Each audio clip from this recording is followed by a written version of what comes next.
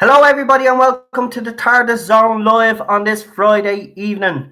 The two doctors and the ninth doctor's episode discussion. So we'll be talking the two doctors tonight. So I hope you guys have watched the two doctors tonight, and also obviously most of you have probably watched the Christopher Eccleston series. So I've already got a few people asking me if they can ring in. You guys. Brilliant. If anybody else wants to ring in, please do. So give us a message there. Right. I'm going to get this out of the way straight away because this is not the discussion that we're having tonight. Obviously, the discussion is staying what it was supposed to be.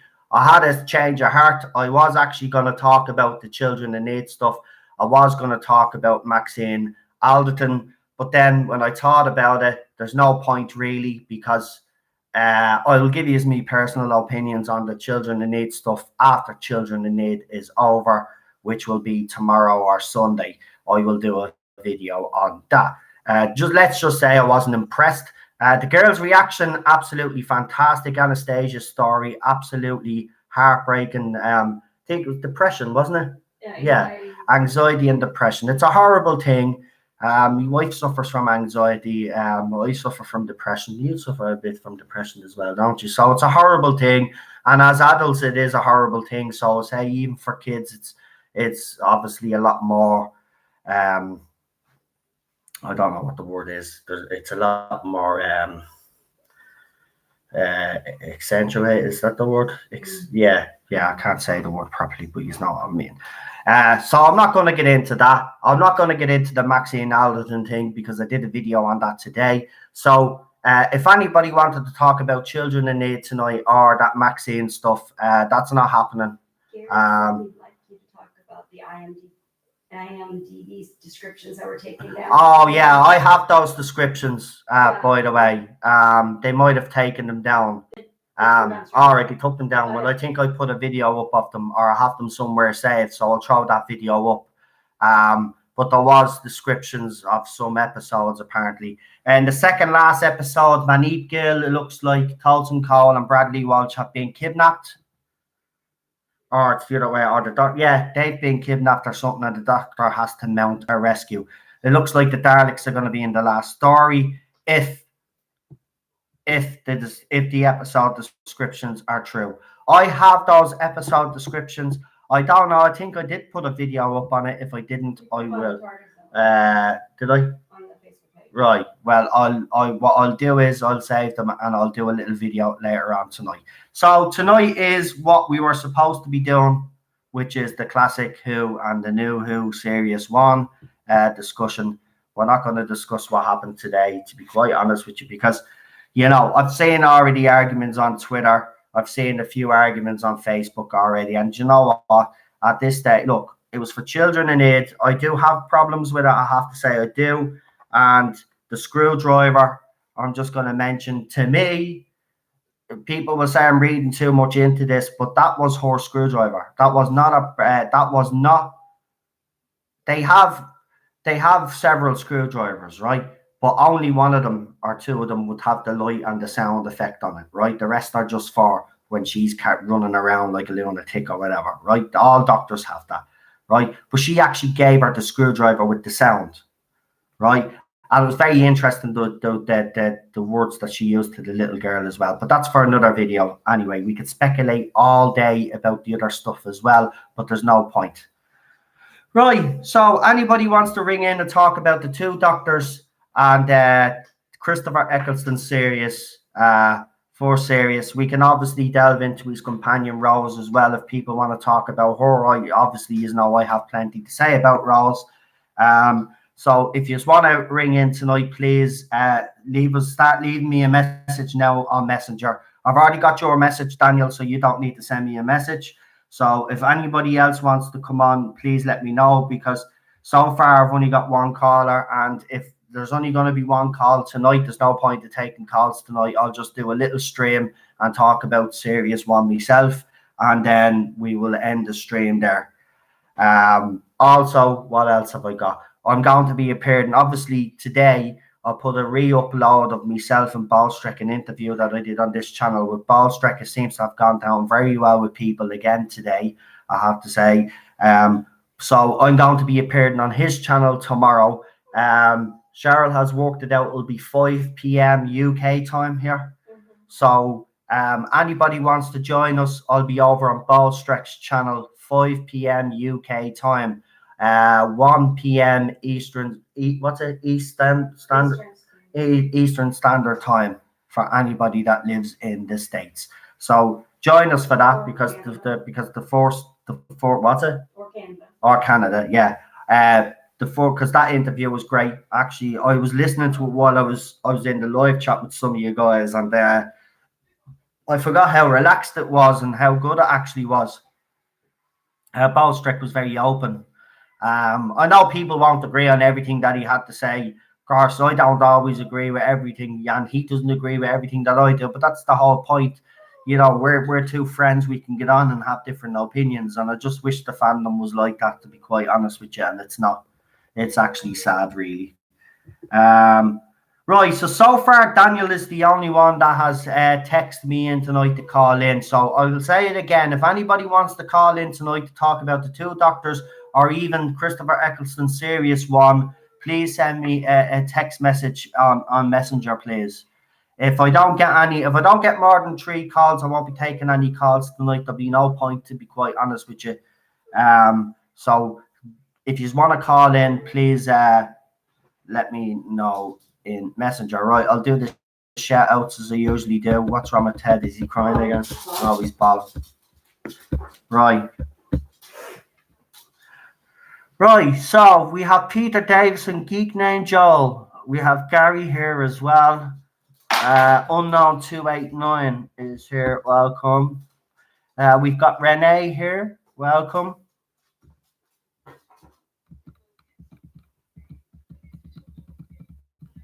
We got the wife. Welcome. Stephen Cassidy is here. Welcome. Rocket Runner. Welcome. Daniel is here. Welcome.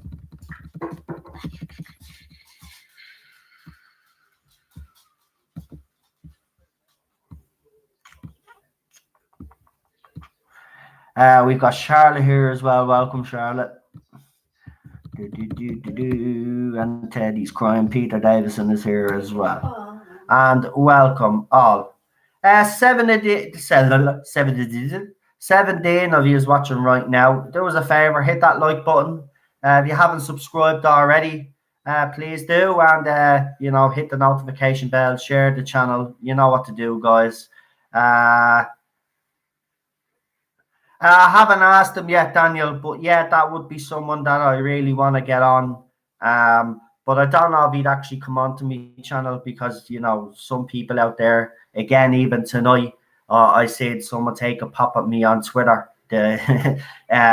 Apparently, I said, a few weeks ago, we did say, that Children in Need would be a possibility for a trailer because everybody was saying that as well. But apparently, I'm the one that's spreading the lies, and I'm the one that told everybody that there was a trailer for Children in Need, when I actually did a video and actually said, if you remember, you were actually watching that more than likely it was going to be the anniversary then.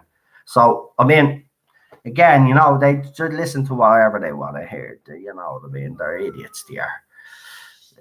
Are you still crying? Here, here's your ball. No, don't give it to me. Go over to Manny. Go on. Look her. He's a nut. Right, I've got 2 callers so far. 2 callers. I need a couple of more. I'll just start talking about serious one myself. Good evening, Excelsior. Welcome. Yeah, so there are all the things, and obviously I put up a video last night as well. Oh yeah, I was having problems with my YouTube channel, believe it or not. I couldn't upload for 2 days.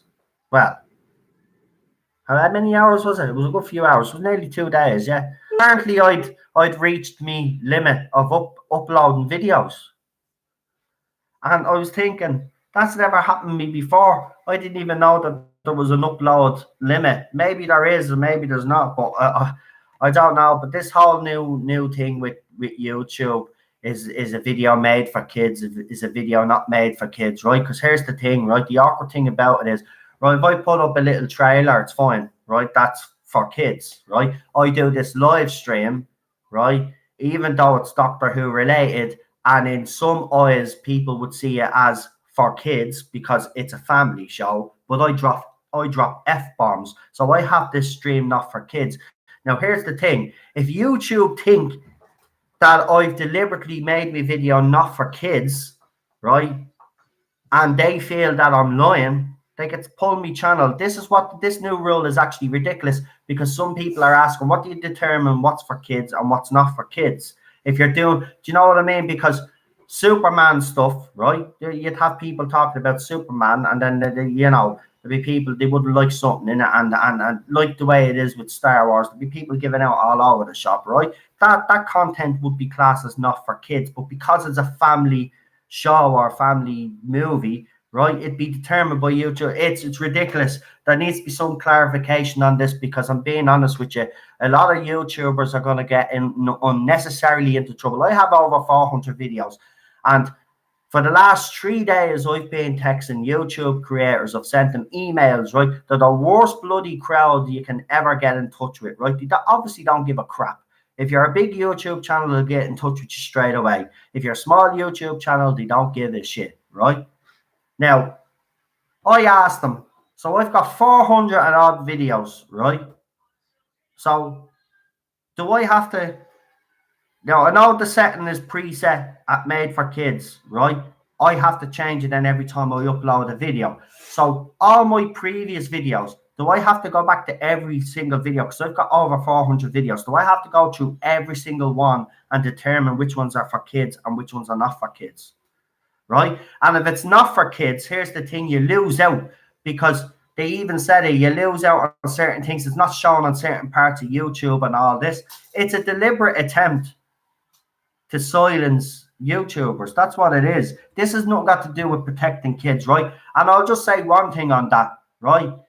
The parents want to get up off their fat, lazy arses, right? Get onto their kids' bleeding computer and put the child restriction fecking thing on these apps, right? And then we wouldn't have need for all these bleeding things because what is the age restriction thing for? It's obviously a waste of time, which is ridiculous, actually. Here's another thing, right? So I could put my video not made for kids, right? Not for kids, right? But I don't have to put an age restriction on my video. That makes no sense whatsoever, right? That's what the age restriction thing was there for in the first place. If you had content, and like me, I drop F-bombs, I could put this over 18. So, you know what I mean? What the crap? It doesn't make a... This is a deliberate attempt. The big businesses have basically bribed YouTube and YouTube. So even your woman that was doing the video, you could see she was dead inside, right? She didn't want to be saying these things. They know YouTube is screwed now. The platform is gone. It's finished. This channel, and I'm not trying to scare anybody, but this channel could be soon gone. It could be gone before Christmas, right? Because I'm being honest. I have over 400 videos, and I cannot go through every single one of them. I'll be here for weeks. I'll be here for weeks to determine which is for kids and which is not for kids. It's absolutely ridiculous.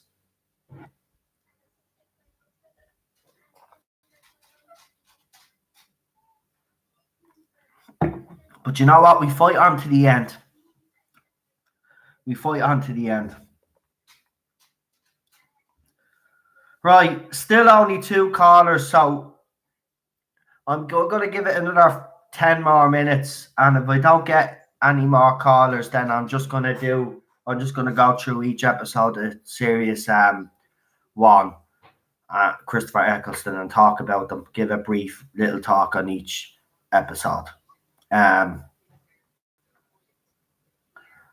But here's the thing, that's the thing. Yeah, Excelsior. It doesn't matter what your content on, whether it's classes comedy, whether it's arts and crafts, whether it's what I do here, or it's kids doing makeup videos on YouTube, which is actually disgraceful. Personally speaking, right, If you're under the age of 16, you should not be on YouTube. I'm sorry, right? You shouldn't be on YouTube, right? And I know they have a YouTube for kids. They shouldn't. I'm sorry, but they shouldn't. YouTube is not a place for kids. When you hit the age of 18, like everything else, you're legally an adult then you can join these apps, right? Our experience shouldn't be ruined because of children, right? Everywhere we go, everywhere adults go somewhere to express themselves, we end up being censored because because kids are involved. It's like Fortnite. Fortnite is for the ages of over, what is it? I think it's over 12 the game or something like that, or whatever it is. But there's 5 and 6 year olds playing this game, right? There's 5 and 6 year olds playing this game. And now they want to get rid of Fortnite because of pedophiles. Now, here's the thing. No, you don't need to get rid of the game. What you need to do is you need to get these kids off the internet and stop them playing games online. Simple as that. They shouldn't be playing games online unless they're monitored by their parents. Responsible parents will monitor their kids, right? It shouldn't be up to YouTube or, we could take safeguards. Yes, we could take safeguards. That's their responsibility, fine, right?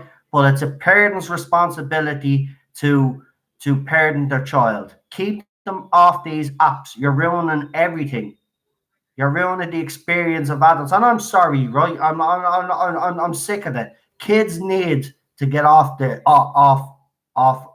social media. They shouldn't even be on it. I'm even on Twitter, and there's kids on Twitter. There shouldn't be kids on Twitter. There shouldn't be kids on Facebook, and there shouldn't be kids on YouTube or Instagram or any of those other social media sites. And I'm sorry if people think I'm old-fashioned, but I don't care. It's about protecting your kids, right? It's about having a bit of common sense and cop on, right?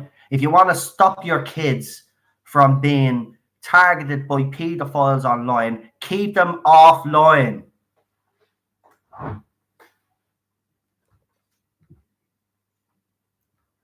Come on. Right, I have 3 callers so far. I need another 2 to make this worthwhile. Another 2 callers. 3 callers. So far, Daniel has agreed to come on. Stephen has agreed to come on. And Rick has agreed to come on. Cheryl is gone to bed, Peter. I have seen where you said you sent me 2 emails. I'll check now and have a quick look.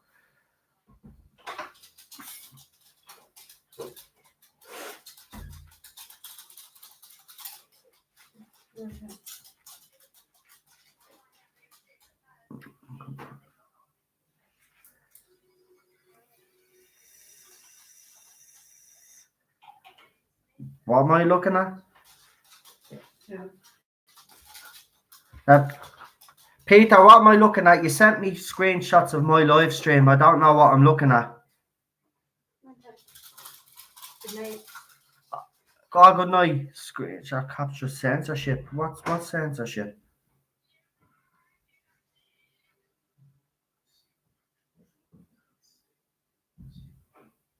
I don't know what I'm supposed to be looking at, but I'm a bit confused. If you could clarify.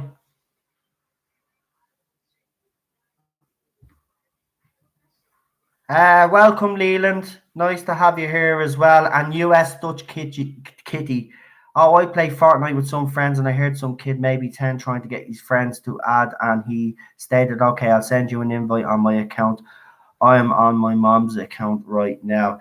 Yeah, I don't think kids should be on. I'm sorry, but they shouldn't be. I used to play Fortnite, and I'm being honest, I know people criticize that game, but it's addictive, and I'll admit that. But what ruined my experience was, and I'm sorry to say this, but it's mostly American kids. They just do my head in.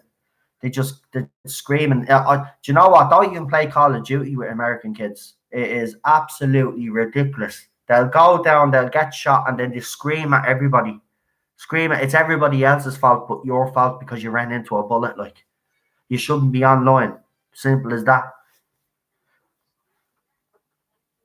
So anytime I used to go into a lobby, right, and if I heard a kid in it that I just left straight away. I wouldn't even mute them. I just left because you get a lot of requests off these kids, And you know what I mean? It might be innocent on your side, but you know, you get some crazy fucking parent, and then no way, get to keep them offline. They shouldn't be online.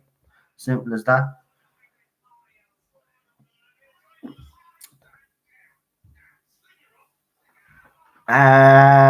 Let me see.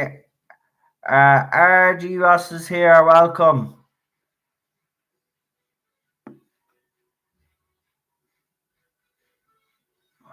Explain that again. So YouTube's new TOS are to stop adverts being targeted at children. Your channel isn't targeted at kids, nor is it monetized, so it won't be affected, and neither is mine.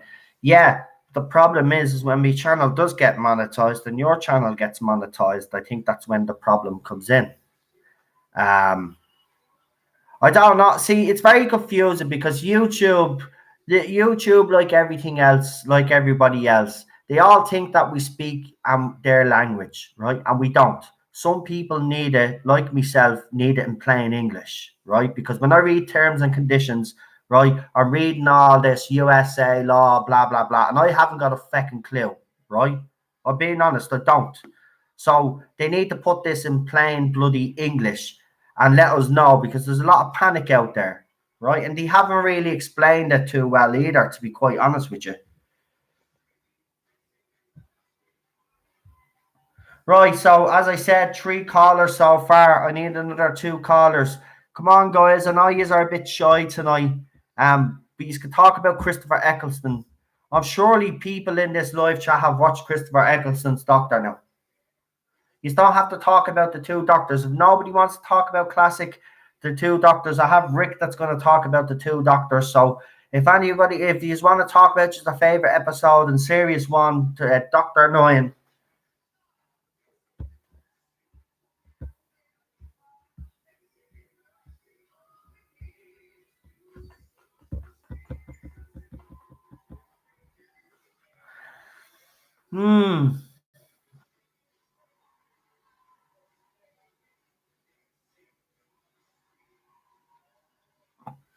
Yeah, do you know, I could have sat here and talked about the other stuff that happened today, but there's no point because, you know, I could do a video on that myself.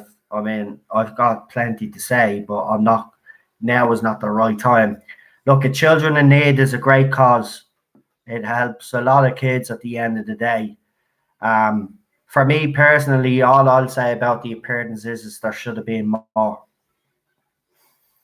You know, I thought it was pretty pathetic, to be honest with you. I got a puppy who is very talkative right now, so I'll just be typing. It is raining, so she's upset she can't have her afternoon runabout. And Super John. That's what I think, John. Yeah. I think once it starts making, yeah, because then you see you get ads on your channels then, and I think that's, I don't know, I don't know what's going on. You know, I mean, I couldn't upload for 2 days, and you know, actually, I just want to say something as well. So I couldn't upload for 2 days, so obviously I was worried, and I thought I was about to lose my channel. So I got in contact with the Holy Trinity, right? And for anybody that doesn't know who the Holy Trinity is, the Holy Trinity to me is Ballstreck, Doomcock, and Gary from Neurotics. And I got in touch with the three of them, and the three of them got back to me straight away, right? And Gary says he was going to have a chat with someone and sort it out. Now I'm able to upload, but apparently there's a limit or something. So I've asked him to ask, because he said he was going to find out for me. Doomcock got back to me, and Ballstreck also got back to me as well. So I'd just like to say, because they get a lot of stick out there in the fandom, I just want to say one thing. Anytime this channel has been in any sort of trouble, right, or I've needed any bit of advice, I've went to those three, and those three have always been very helpful. And 3 of them got back to me within an hour, right? And I'm still waiting on YouTube to get back to me, right? These guys got back to me before YouTube did, right? These guys get a lot of stick, but these guys have helped my channel out a lot, and I owe them big time. Unbelievable, like. So I just want to say that I want to say thank you, because they do take a lot of stick, and it's unfair and it's unjustified because nobody sees, the kind acts that they do. They only, because they hear their videos, they think they're toxic and stuff, which is far from the truth, to be honest with you. They're human beings. They're like us. You know what I mean? They're like all of us. You know what I mean? They're passionate about what they do. You mightn't agree with everything that they always say, and I don't always agree. That's the thing. They don't always agree with me either.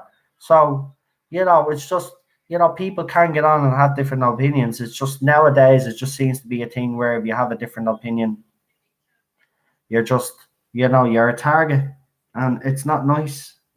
Right. So apparently, there we go.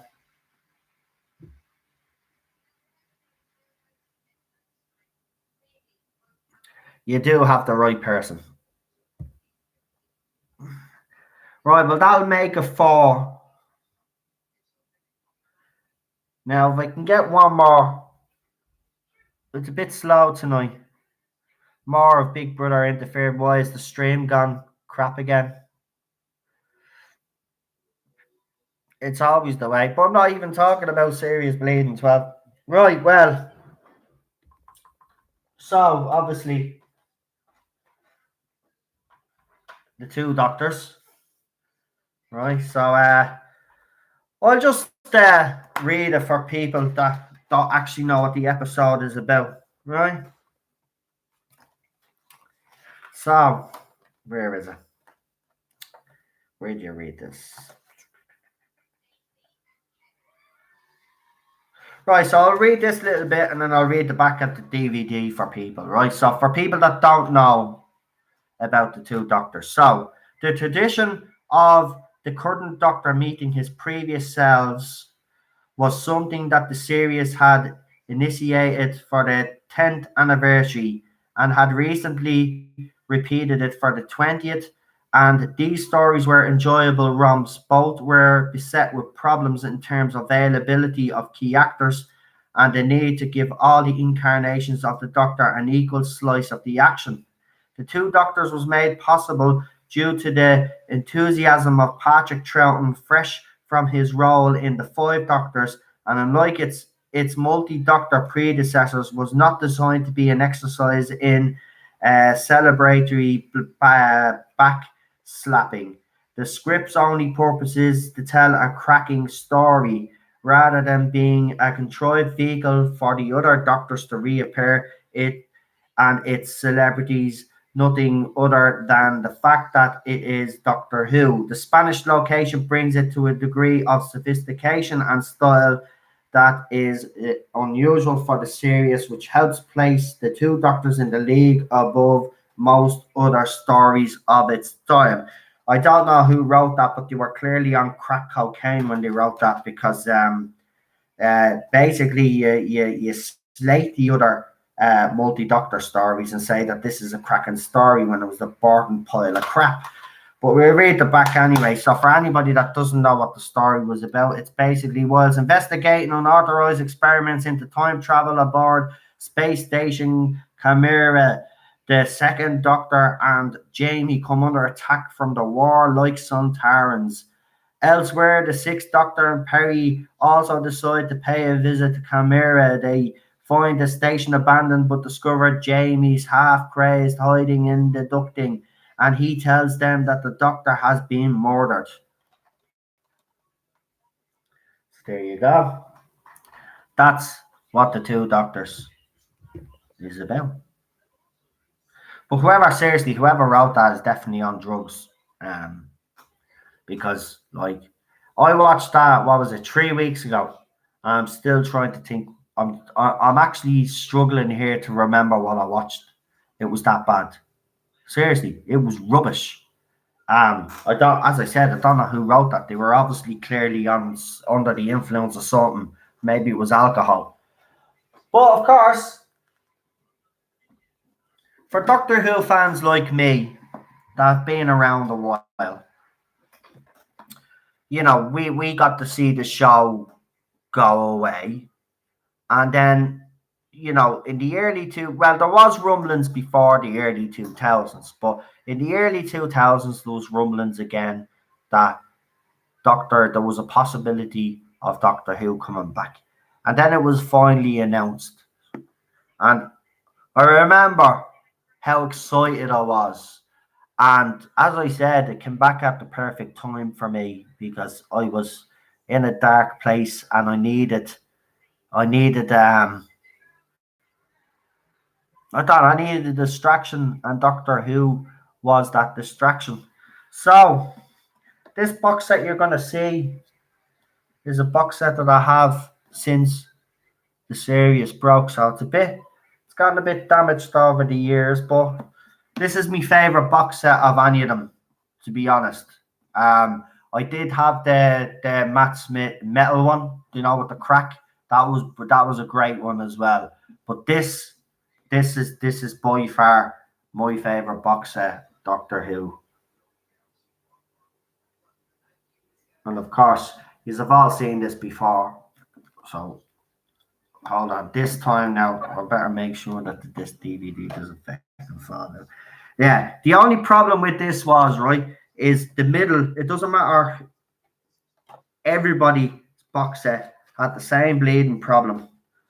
One of the DVDs, just holders, always broke. Right, it always broke. So where's the fucking yoke at? Oh, I think I'm missing one. Oh no, there. Is that not supposed to?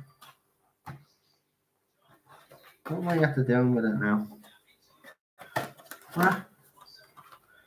Yeah, that's 2. That's 3. Oh, it's missing the fucking yoki. Oh, what happened there? Right, anyway, I believe that out. Anyway, so there you go. This is what it looks like when it's open. For anybody that hasn't seen one.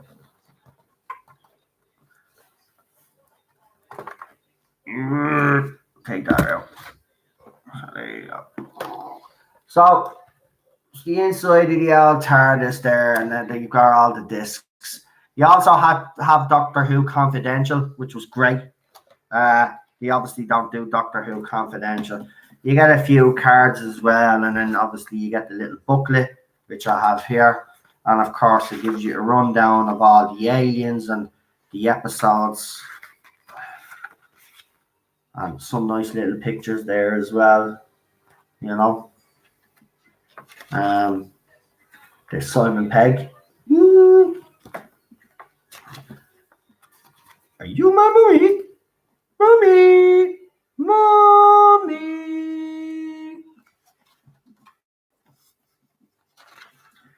I love it.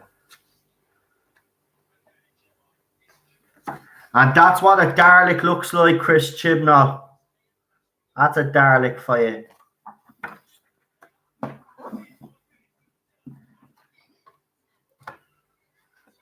Actually, we leave the booklet out because it's handy enough to have there when we talk about the episodes. Right.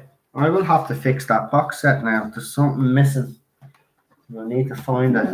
Because there's me TARDIS. Go back up there, you bad boy. Right. So, let me see.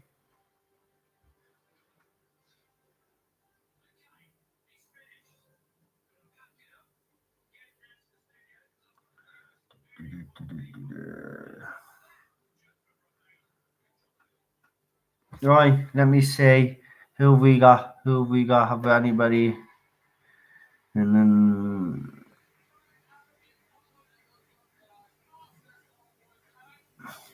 yeah, that right. They had the flat one that came out as well, Renee.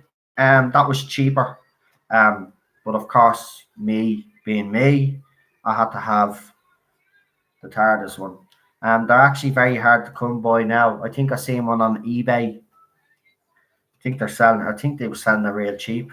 You might get one now, but you get cheap. Mummy is making angry faces in here, and she's wearing earphones. Oh, I know what you mean. Yeah, I was just saying that's a Dalek. Calm your woman.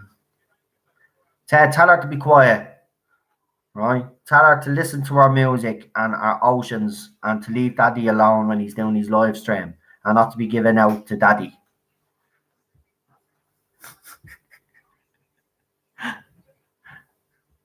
Why is that held for review?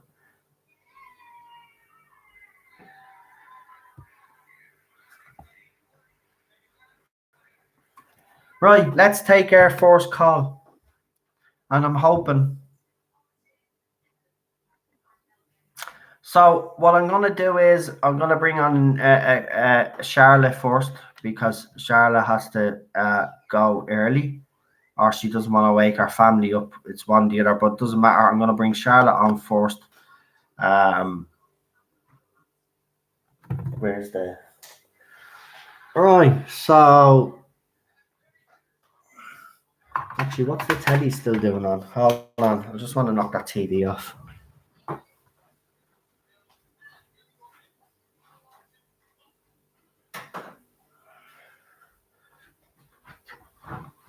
Had children in need on in the background.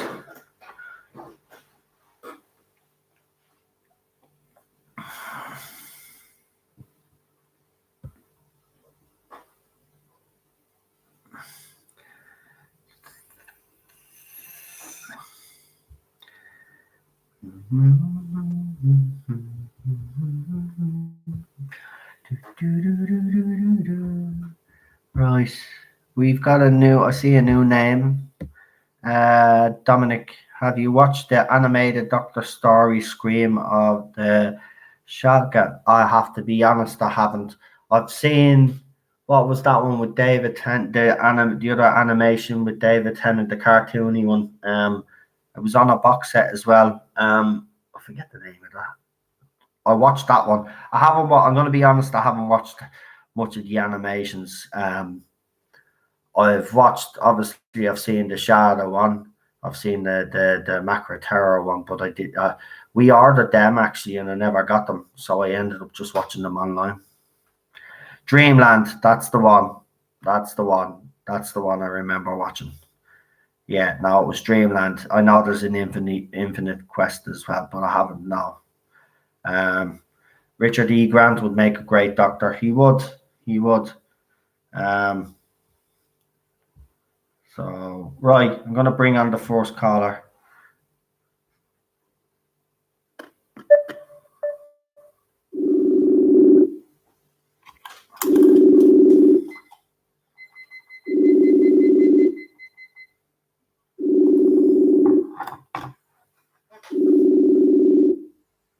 Hello? Hello? Hello? How are you? Can you hear me? Hello? Hear me now, no? Can you hear me, yeah? Can you hear me, yeah? Yeah, I'm just gonna start after. Yeah, there was I don't know, there's a big echo on it.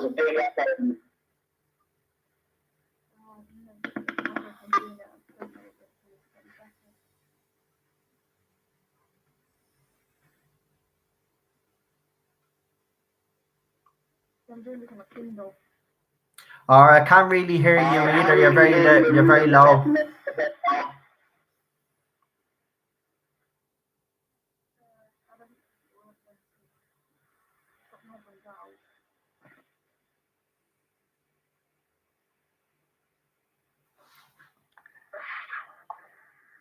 Well, it wouldn't be the Tardis zone without technical difficulties.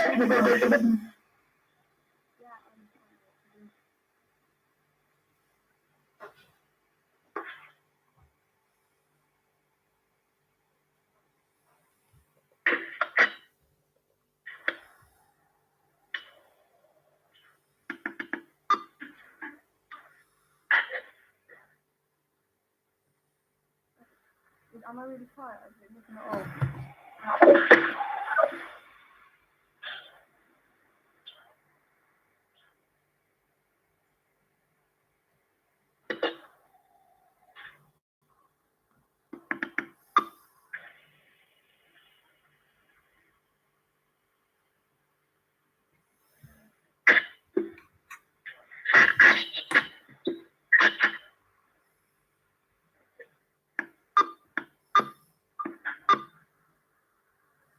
No, I don't think it works. No, I can't really hear you, to be honest, and there's an echo. Right. Sorry, no. No problem, no problem.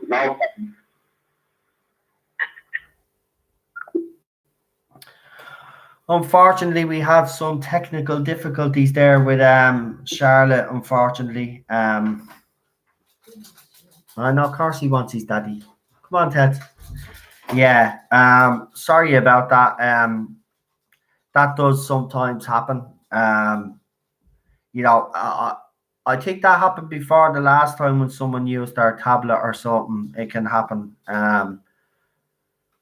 Hey, Ted.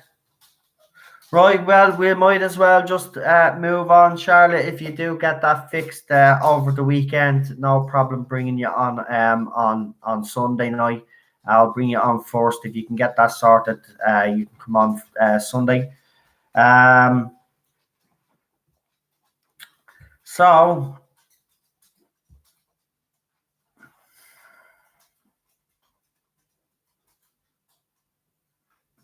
now, it's okay, Charlotte. Don't be worrying about it. It happens. As I said, there's a slot for you on Sunday. If you get it fixed up, I bring it on Sunday. There's no problem at all.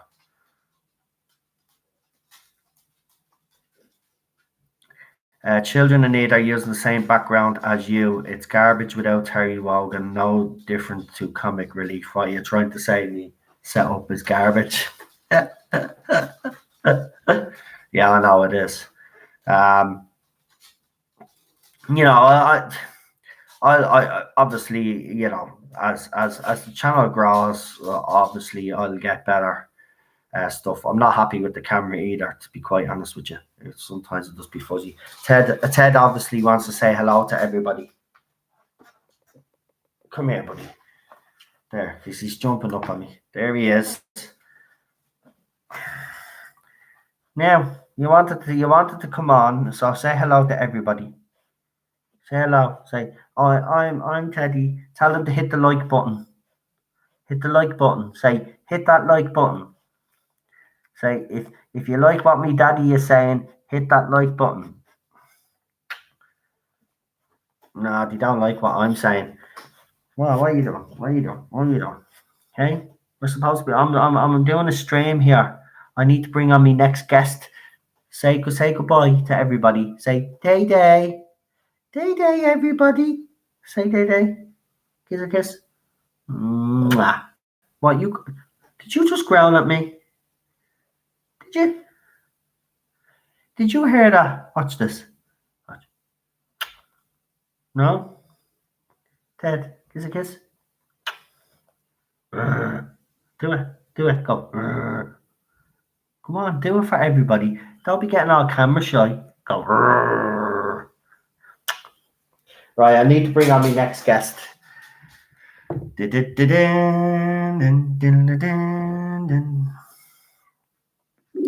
Right, let's hope we don't have a clean sweep of technical difficulties or we'll be screwed.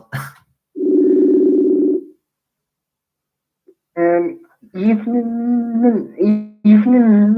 Oh, how are you tonight? I'm not too bad, my friend. I'm not too bad. So, my understanding is you want to actually talk about the two doctors. Yeah. Okay, go ahead. Yeah.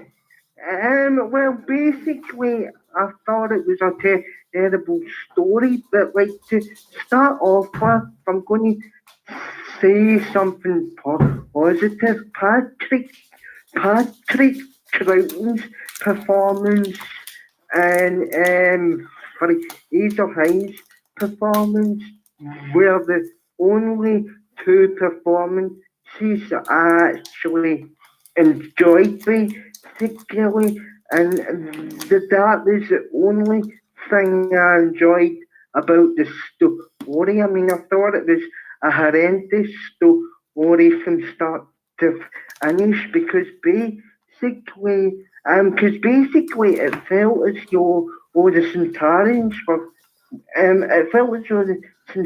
were just sort of shoehorned in basically to the story, and like I don't really enjoy the character of Hawkeye either. I thought Hawkeye was too over the top for my liking, and basically as well, Colin Baker's performance was all over the place, as pretty much was the norm over his tenure. So unfortunately, the story was just really warm to me, and I was really disappointed with it, because you know me, I enjoy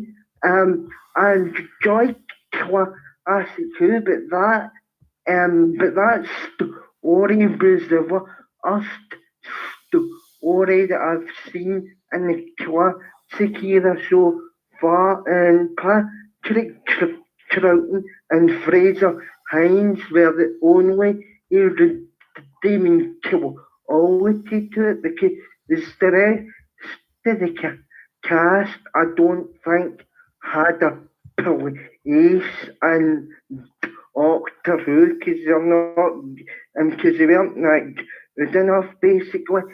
And to be honest with you, I mean the Spanish own where they shot a good chunk of the episode seemed a very bizarre choice for or an episode in my opinion. There was something that just felt strange basically about that. So I just think. Well, actually, unknown 289 asks a question, and I actually think it's relevant to this conversation. Goes, hang on, the two doctors, is it worse than the twin dilemma and time and the Rennie to you? So I don't know. I think he's asking me that. Personally, I think three are awful. The three of them are awful, but just not my opinion. So, Daniel, would you say it's worse than? Well, yeah, because basically you've got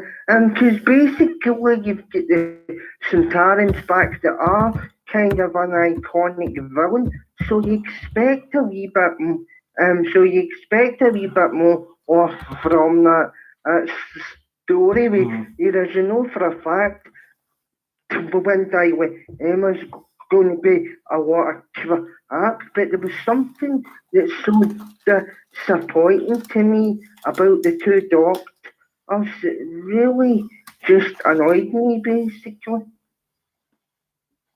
And Time Lash, says Stephen Cassidy. What do you think of Time Lash? Time Lash was kind of crap as well. I'm not a big fan of season 22 in general, to be honest with you. I mean, like, it does get a bit better in the next season, but in terms of season 22 in general, basically, Colin Baker's performance gives me the oak, basically. It makes me violently ill, basically. His performance is all over the place. I have to say, now, I agree with you with Colin Baker. When I watched the two doctors, the one thing that stood out was his performance being all over the place. But it was a joy to see Troughton. And Troughton was in his element. And I do agree with your assertion that Troughton and Fraser Hines were definitely the two stars of that story. And I would agree with you 100%. I thought Troughton was a joy. I really love Troughton. It's a pity that some of most of his stories are gone, because he's a doctor that should be. And I want to make another point, basically, because as I remember you said the story took place that was actually filmed a year after the Five Doctors. Now, basically, you would automatically assume that multi-doctor stories are for an anniversary event, right? Because basically that's what it usually is. And what the Two Doctors actually does is it kind of like trivializes this multi-doctor concept and normalizes it, and so basically as well, though it takes away from from the special event aspect of it as well. That's story. I agree. I mean, I just don't like the Two Doctors. I mean, I'm still Yeah. trying to struggle here and remember what actually happened in it because it bored me that much. It Yeah. did. It bored me. I was Yeah. absolutely bored. And I have to say, Perry, I'm sorry, but she annoyed the hell out of me. I just Uh, thought, uh, yeah. Perry does more crying than a Christmas card, basically. And she just annoys me. Basically, her Egan from the Davidson era, all they did was one basically, and the two of them were just ridiculous. But I think season 22 in general just showed you that John Nathan Turner had no idea, had no idea of the direction that he wanted to take the show basically. Because if you look at it though, oh, it was kind of an up and down sort of period. There was more downs than ups basically, and every time he had an up, there was always a massive, massively down again in the next story. Basically, I mean, like, I mean, like, I used this example the other night where I said to you, John Nathan Turner's is Stephen Moffat in the 1980s, basically, in my opinion. right. I think the scene in the Clockwork Orange where they are doing the experiments and Alex DeLarge, the video that he is being shown to him should be replaced with the Two Doctors, says Blue Bonahoovian. I'd agree with you. It's that bad. I don't like it at all. I actually, do you know, the only reason why I picked this story because I knew that it wasn't liked, and I just don't want to do stories that we all like because it'll become Yeah. boring. I wanted to make it a bit interesting. But Um, listen, let's get away from the Two Doctors for a few minutes, right? Because yeah. I've got other people that want to talk about the Two Doctors as well, and I don't want everybody kind of repeating themselves. So let's talk a bit about Series 1 of New Who, 2005. Christopher Eccleston's the Yeah. Doctor. Billy Piper is the companion. Pick Yeah. an episode, pick a story out of that era that you'd like, that you really like, and you'd really like to talk about for the next 5 minutes. It's got to be the Dalek for me, basically. Yeah, now I know some people will say it's overrated, and for that, yeah, I can kind of see your point. But to me, though, that is Eccleston's strongest performance, and he did have a pretty strong Yeah, outing as the Doctor. But to me, his best performance was on Dalek. Oh, because the way he just basically is interrogating a paper pot down in that cellar, just basically he's shouting at a paper pot, basically shows you the type of acting ability that Eccleston had basically. And series one in general was a really strong series, and it was just something about the Alec that captivated excuse me, partly because it was the very first time I actually saw a Dalek, believe it or not, because series on the revived series was actually how I got into the show, and basically as well, basically over the years as well, my opinions dramatically changed on Rose as a character. She's she is she is by far one of the most overrated companions and and history basically.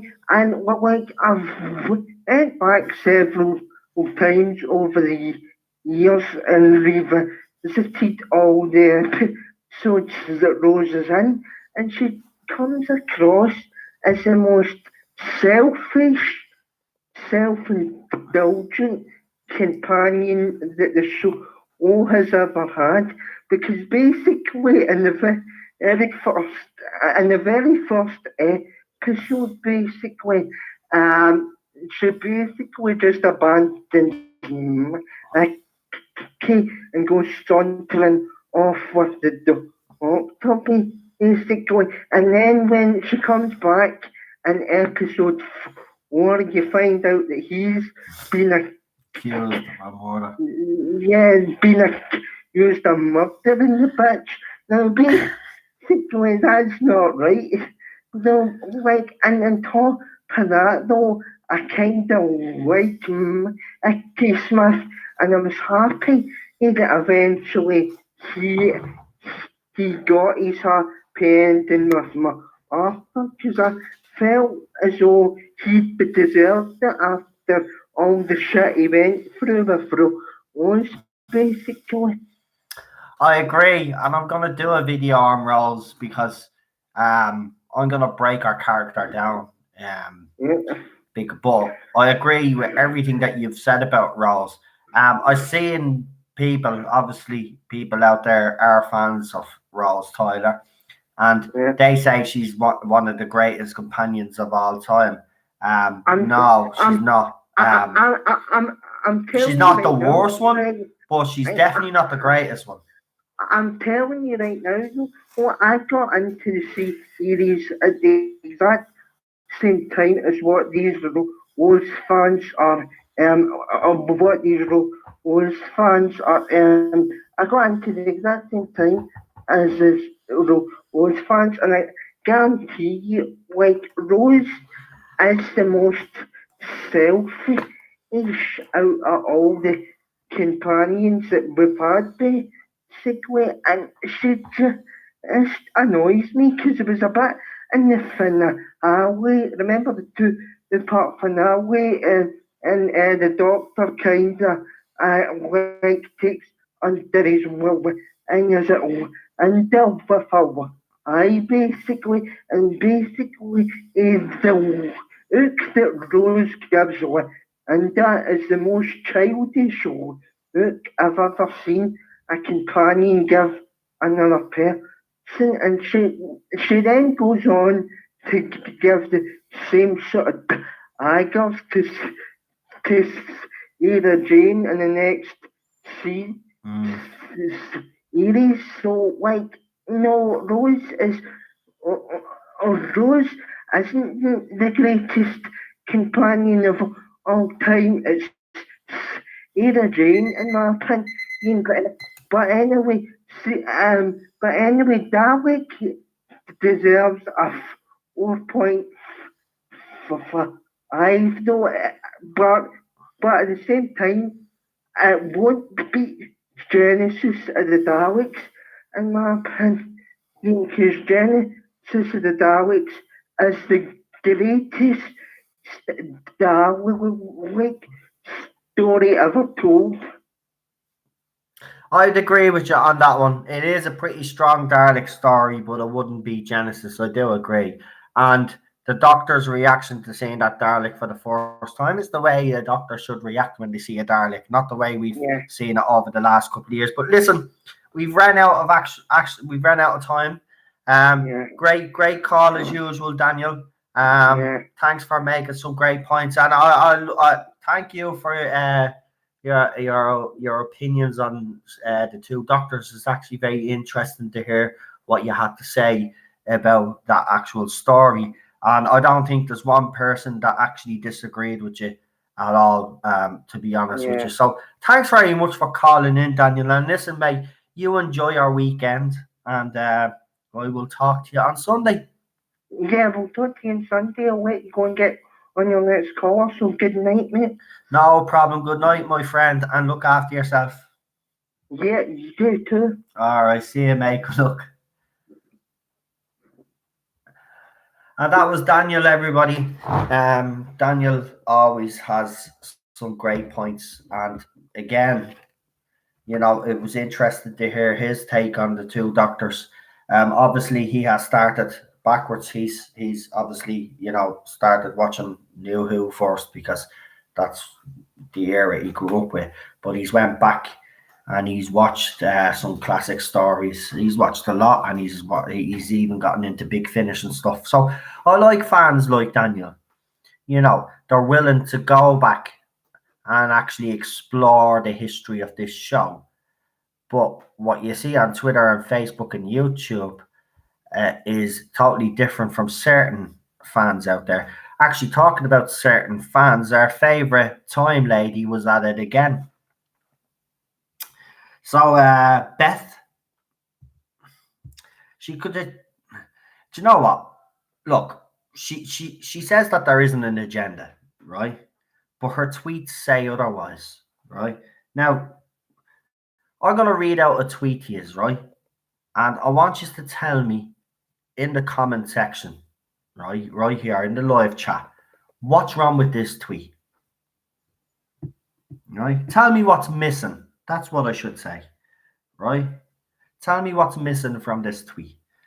Right? Now, before I read this tweet, all I'm going to say is that for me, this is a blatant discrimination.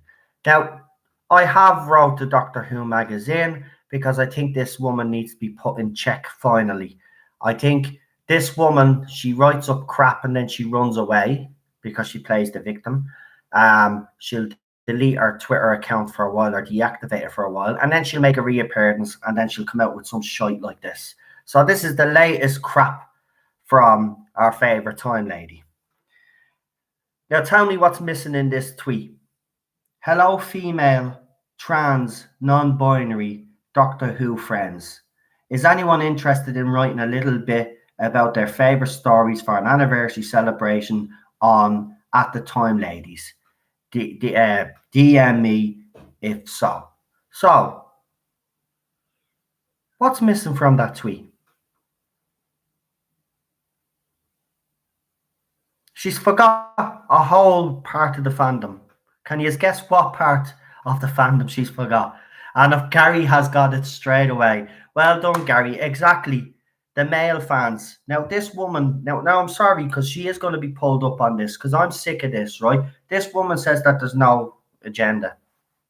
She puts up tweets slating fans that have a problem with Series 11 and then she'll delete them, right? But what happens is that Whovians are smart and they screenshot, and she keeps making the same mistakes. Anyway, she'll pull up a tweet, people will call her out on it, she'll play the victim, and then she'll deactivate her account for a while. She'll go off and pretend that she's crying and all this, right? It's the usual victim politics that she plays, right? Now, this woman, I'm not a fan, right? And, I don't contact the woman. I've never had any. I've had one brief tweet with her. I think it was last year. I've never had anything to do with her since. But she keeps coming out with this crap, right? Now, she's part of the Time Ladies and they do pieces for Doctor Who magazine, right?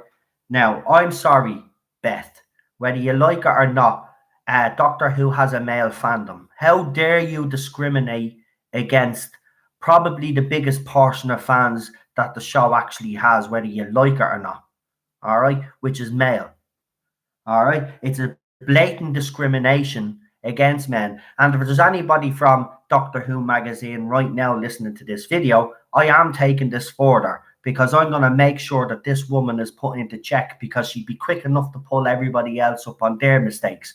Now, that is blatant discrimination and it needs to be addressed. Right? Needs to be addressed. How dare her? Right? How dare her neglect the biggest part of the fandom that they have, right? And these people say there's no agenda. Well, your agenda is clear to see, woman. Yeah, and you want to get your act together, right? And that's disgraceful, Darius. This is the same people that were asking this fandom for money. This was the same person. So now I'm actually going to put that tweet up with the tweet where she was asking men for money and put them side by side, and then we'll see what happens then, right? It's an absolute disgrace. This is the same woman with our friend that put up a kind of seductive photograph, said, "Oh, lads, it's all fixed now. I think we've got this working," blah, blah, blah, to beg money off people, right, to go to the conventions. These people work, save up your money and pay for your own conventions. Nobody in this fandom should be giving those women any money whatsoever. See, this is the kind of stuff, right? Blatant disregard for the biggest part of the fandom that they have in this show.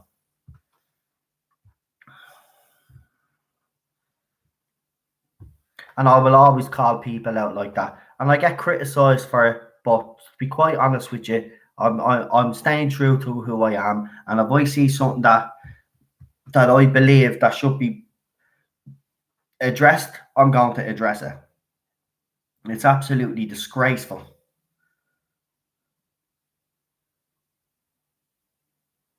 Bleeding.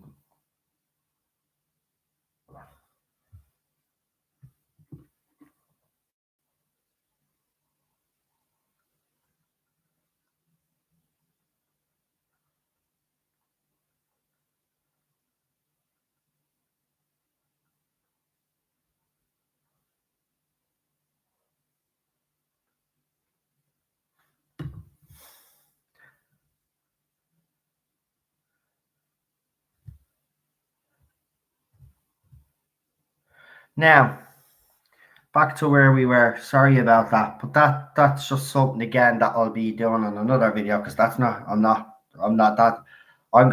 letting that lie, because this is the very woman, right, that was involved with other people that got Garrett Roberts fired, right, because of his stance on transgender people, right? Now, her stance on men is clear to see, right? She has a disregard. Right, the tweet is perfect example. So if Garrett Roberts is going to be pulled up by the same principles, then she should be pulled up also, right? And people can say that and pick it on. I'm not picking on her. It's a fact, right? She's discriminated against the male part of this fandom, right? Just like Garrett Roberts was accused of doing the same thing with transgender people, right? So if you're going to follow the rules, BBC, you need to get rid of this woman, like you did with Garrett Roberts, right? Because this is unacceptable.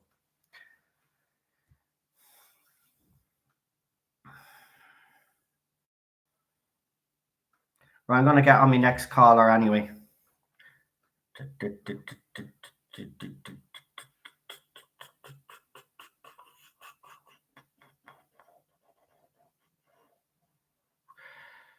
Yeah, look, it's not. It shouldn't even be a blue bonnet hooving. I agree with you. There is more male fans, Doctor Who fans, than there is women, and that is a fact, right? But that isn't even the point, right? It's this woman's blatant disregard for the fan. When she look at this woman's looking for money. Do you know what? I'll even re-upload the video that I was criticised doing. It's gotten over 300 views anyway, right? It's like, and you should see the comment section on that. People are not happy. Right? You don't go around and slate this fandom, right? Slate a section of the fandom and then go and ask them for money. And then a few weeks later, then you put up a tweet where you actually then discriminate against that part of the fandom. I'm sorry, but she must pay the same as Garrett Roberts paid if they're going through the same rules. If not, well, then I call for Garrett Roberts to be reinstated and his story to be added to that book that they decided to pull, right? That's the end of it. That's the bottom line of it. Right? If they don't do something about her, well, then we should all ask for Garrett Roberts to be reinstated, because that is blatant. That is blatant there. That is a blatant. He told a joke, right? But her tweet is blatant, right? It's a blatant disregard for the male fandom, And people could call me stupid, right? But this is what this has been all about all along. Another tweet a couple of hours beforehand, before that, where she's going on that there's 50-50 now, male, 50% male writers and 50% female writers. And she goes, we're women, we can do it. Like, big deal. Fair enough. There's equality there in the writing. We're happy. Whip-de-doo that day. But are any of them qualified to write for Doctor Who? No. No. So it doesn't matter. You can get your 50% of women, but if they haven't got a clue what they're writing, and you get 50% of men that haven't got a clue what they're writing, well, then you're going to get Series 11. Right? So if people think... Now I'm genuine. Now I am, for the first time, worried about Series 12. I'm worried. Absolutely. 50% people, 100% of them, right? No, sorry. How many have returned? 3 writers, so say 75% of them haven't got a clue what they're doing. And even the 25% that have written for Doctor Who, rich shit. So that's where the show was going, down the pan. Right. But seriously, if Gareth Roberts is going to be held to those same principles, then she must be held to those same principles, and nothing would give me so much joy than to see the back of that woman. I cannot stand her. I can't. She is everything that's wrong with this fandom right now.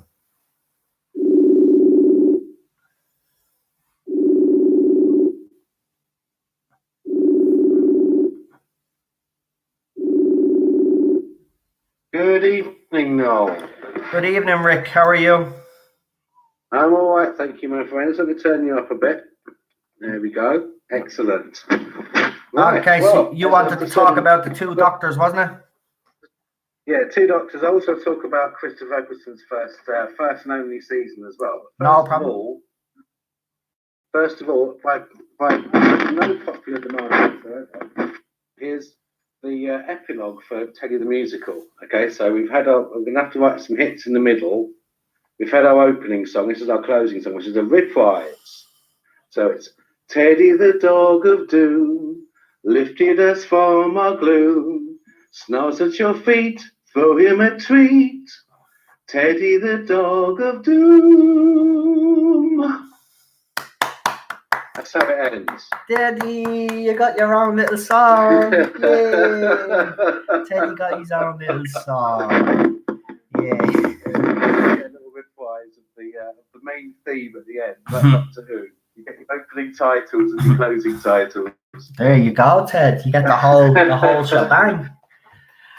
Thanks for that. Well, let's get into it. So the 2 doctors. Do you want to talk about the 2 doctors first, or do you want to talk about the serious one, Christopher Eccleston first? Well, let's just cover some things about the 2 doctors. Let's start off. I don't know if people in the chat or you have heard of the Time Lord intervention creating a season 6B of Doctor Who. Have you heard of that?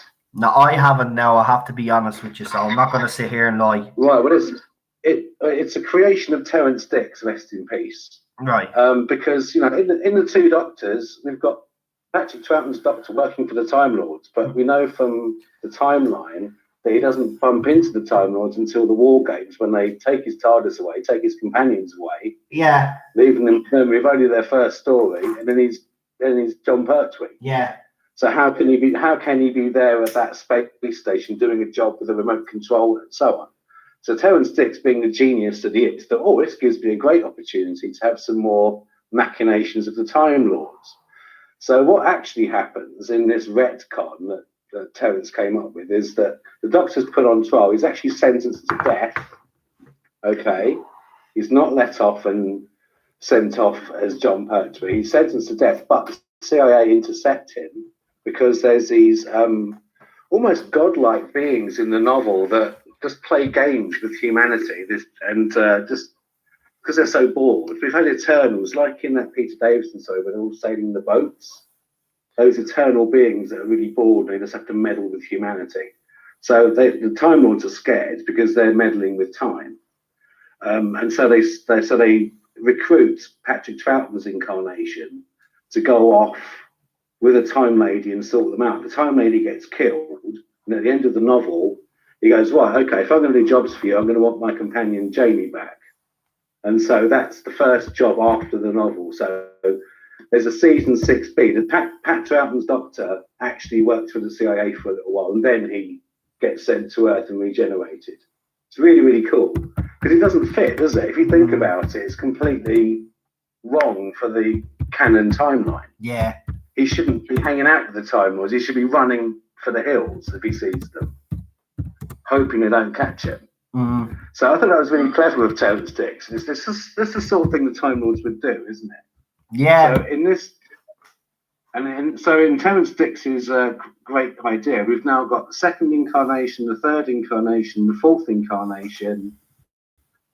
Does the fifth get used by the Time Lords? Yes, he does, and so does the sixth to sort out the Cybermen. Yeah. So we've got 5 incarnations of the Doctor, where the CIA, the Celestial Intervention Agency, is meddling in the Doctor's affairs and sending him off on missions. Because face it, if he gets caught, he's a crazy madman, and they can say nothing to do with us, Gov, nothing to do with the High Council. He's a renegade. You see, so it gives them plausible deniability. That's why they sent the Doctor in the first act of the Time War back to Gallifrey. That geezer in the black outfit. Why didn't he go and sort them out? Yeah, true. He's saying, "Oh, we've had technology for years, Doctor." Yeah. He's really mocking of everybody. But why aren't you doing the graft? Exactly. Why? Yeah. Because he's probably. He actually says it to him, doesn't he? I think he actually does say it to him. The Doctor does say it to him. Why don't you sort it or so? Doesn't he actually say that? I think he uses that line and how he actually says to the geezer. Yeah, it's like. So they're using the Doctor because he's not part of the establishment. Of course, it actually breaks down when he becomes Lord President, of course, doesn't it? After the greatest, the invasion of time, where he actually claims to be the president. He also becomes president after the whole Barusa incident, doesn't he? And then he buggers off in the TARDIS and leaves Flavia in charge. So they can't really use him anymore. Oh, you mean the Lord President you sent on that mission? Oh, actually, yeah, that doesn't work. So is that saying the Prime Minister on a secret 007 mission, isn't it? Oh, I'm Boris Johnson. I'm going to go and do some stuff. So it doesn't work after a while. But I thought if the fans, it'd be quite nice for the fans to know that there is an explanation for why Pat Troughton isn't going, oh, the Time Lords are after, I'm running away with Jamie. That's the explanation. He gets captured, but then they use him on some missions before they regenerate him. Right. There you go. And I'd just like to echo what you said about Pat Troughton and what's his name? The guy who plays Jamie. Fraser Hines. Yeah, Fraser Hines. Both of them, they just slipped back into that role like the years like they've just finished it last week. Yeah. It was so wonderful to see those two together again. Because off screen they were very, very good friends, and it really shows in their performance together. They just dig each other's company. They're like two lads out exploring the universe, And Jamie's almost like the Doctor's big brother. It's a really, really good role reversal when you watch those Patrick Troughton stories. Because the Doctor should be the mature, sensible one, and Jamie's always like, "Oh, Doctor, what? We can't go down there. It's dangerous, Doctor." "Oh, simply stuff and nonsense, Jamie. Come on." Yeah. And then inevitably they'll get into trouble. "Oh, I told you, Doctor, we shouldn't have gone down there." So I love the role reversal. He's like this world-weary parent. It's almost like you and Teddy. Jamie is you, and the second Doctor's Teddy. "Oh, Teddy, come on now. Come on out of there." Oh, and inevitably he goes and chews something. I like that aspect about their relationship. I think it's really funny. He's a 17th century Scotsman. He's got more sense than the 40-year-old Time Lord. So yes, I'd say with that. And now moving swiftly on, we can move on to the beginning of New Who. Ah, Teddy! Hello, doggy! Hello! Yeah. Hello, Teddy! You're right. Hello, Teddy. You've got songs written about you. Teddy. You've got a whole musical coming up. Teddy. The drum machines and everything. You might even have some lasers. What a great day. I know. Very blessed. He's a great little lad, isn't he? Yes, he is. Yes, he is. He's a great little boy. Isn't that right? Isn't that right? I like Jack Russells. They're very characterful dogs. They've Yeah. got a lot of personality. Yeah, And they're he very has a smart. Yeah, he is. And he's got a good little personality, don't you? Yeah, Don't he's a nice dog. you? Yeah. Unlike his daddy, who's a bit of a prick, Teddy is actually nice. Isn't that right, Teddy? Yeah, he's the cool dude of the duo, isn't he? Yeah, he's the cool dude. Yeah. Isn't that right, Ted? You're the cool one. Yeah. Anyways, yeah, so moving on to New Who. Now, my cousin turned me on to the fact that Russell T Davies made a film, like a TV film, starring Christopher Eccleston. I don't know if you've seen it, where he effectively becomes God. God chooses to inhabit Christopher Eccleston's character, and it's Judgment Day, effectively. It's a really good film. But apparently that's when RTD decided he'd make a cracking Doctor one day. And you can see the proto-Doctor in that performance. He's otherworldly. And that's what you get with Chris. And I know he's a temperamental lad, isn't he? And he's got his issues, bless him. We all do, okay? So I think we can forgive him being a bit of a prima donna sometimes.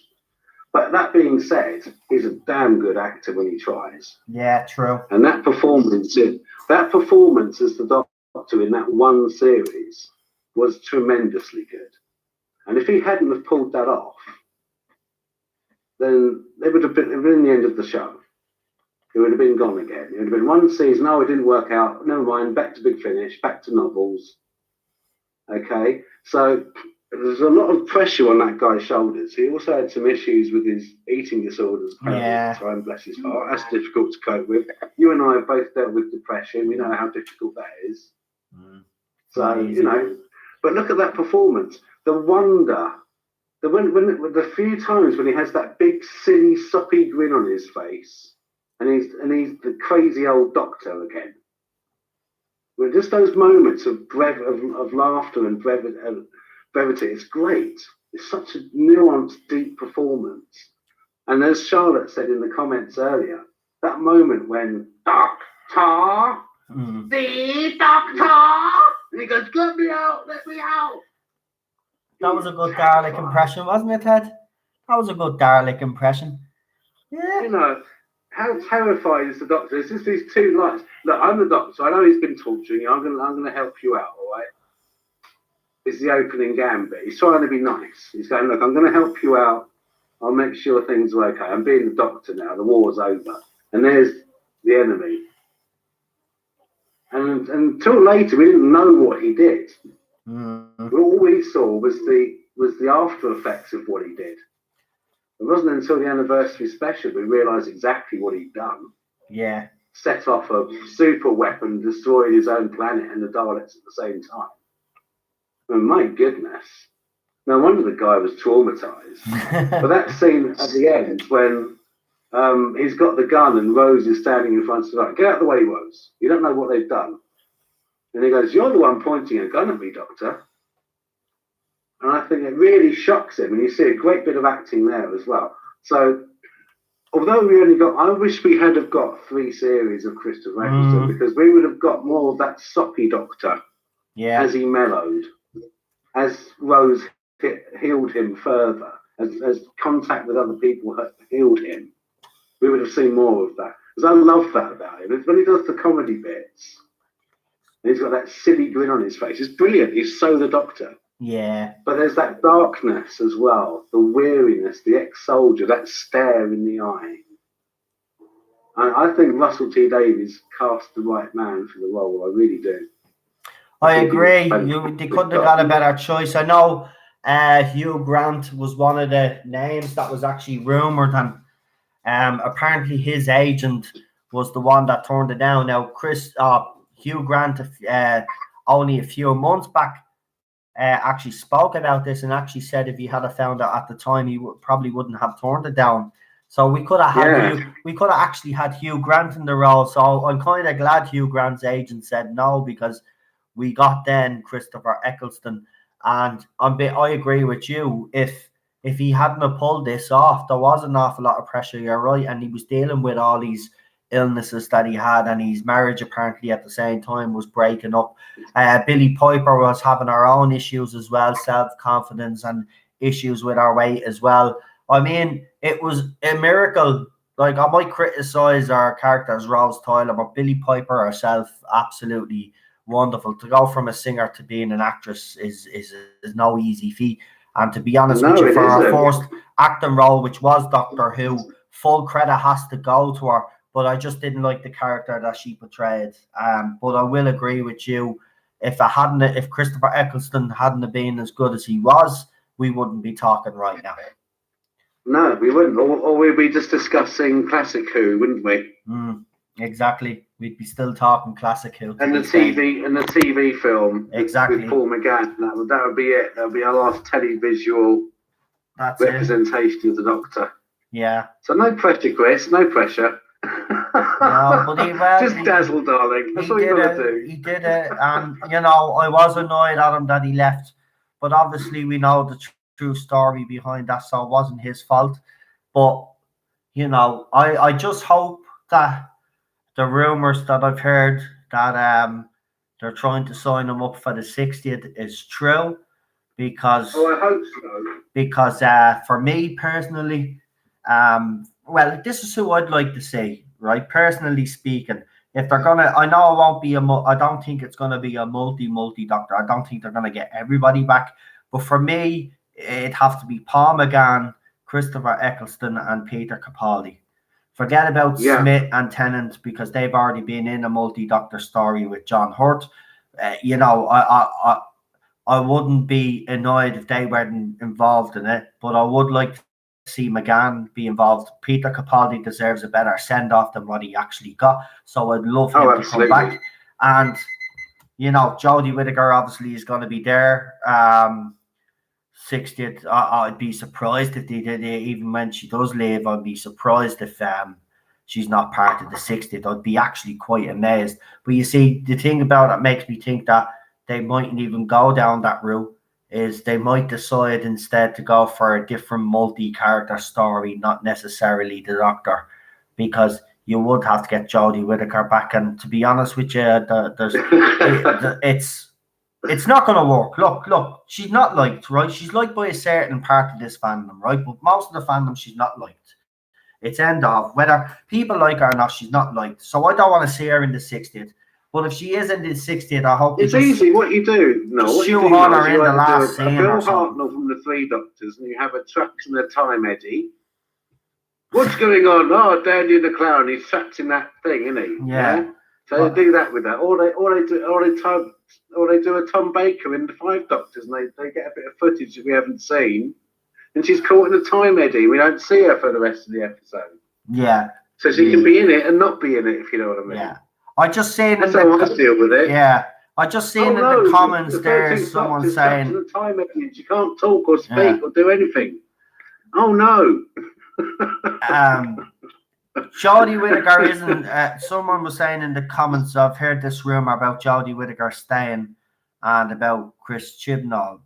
Well, here's the thing: as far as we're aware, Jodie Whittaker is still gone.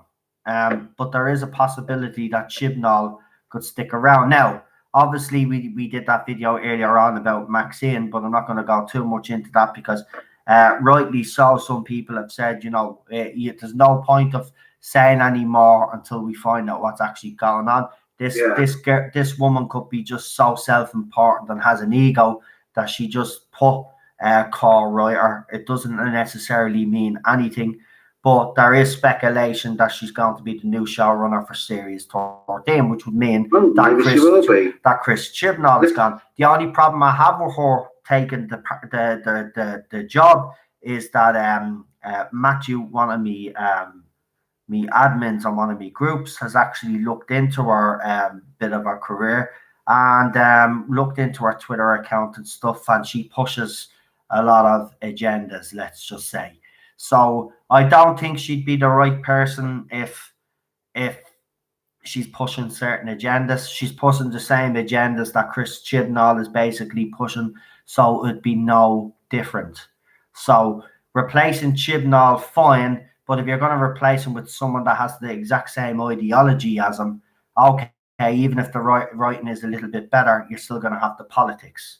you're still going to have those type of Yeah. politics, the man bashing politics. And to be honest with you, as I'm we quite sick. discussed before, when we've had chats before now, politics has always been in Doctor Who. It always has, and it Yeah. always will be. But not But these it was type of written in politics. an even-handed way in the past. Yeah, now You it's got not. both sides. I mean, as I said, Mac Holt was in his youth was a member of the Communist Party, for goodness' sake, and yet he was a left-wing dude. But in his stories, you get the other side, and they're not demonised. They're human beings. They've got reasons for what they do.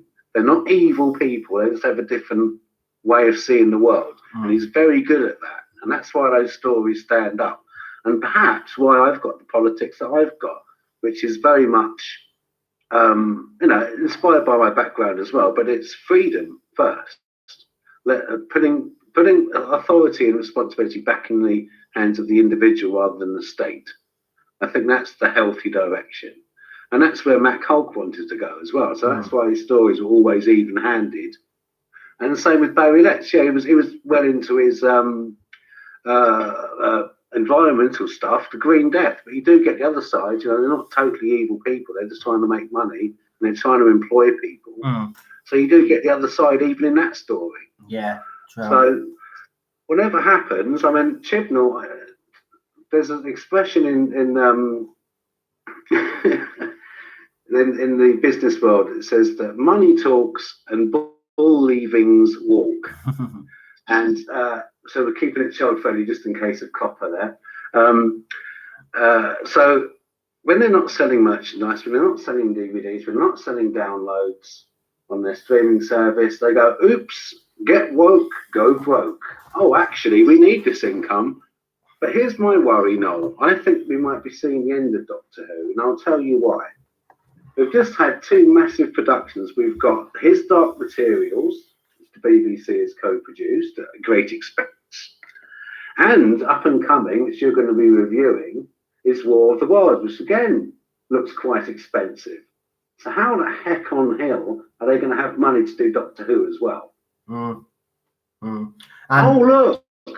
Oh, look, the viewing figures have halved. It's obviously had its day. Let's put it on hiatus for a while. And it's the 80s all over again. Oh, we've got EastEnders coming up. We need to empty the slots.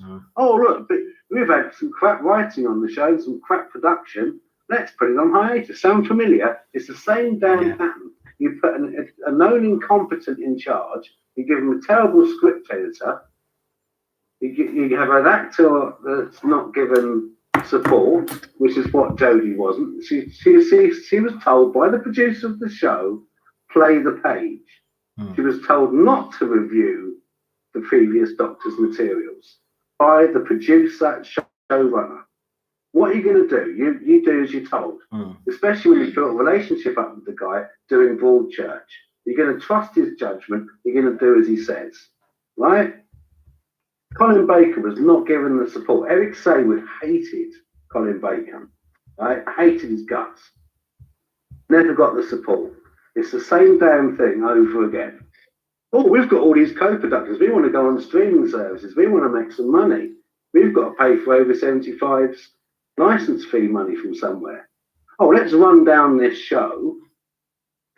We can put that on hiatus. We can release books. We can release old stories with special DVD compilations and special commentaries by... You know what I mean? They can re-release all those DVDs again, Noel, with different commentaries, can't they? Different and with updated documentaries. Yeah. That's a whole cash cow, those old stories. They can put them on the streaming services, like our American friends have got that BritBox, haven't they, which they have to pay for. So they're getting some cash from that.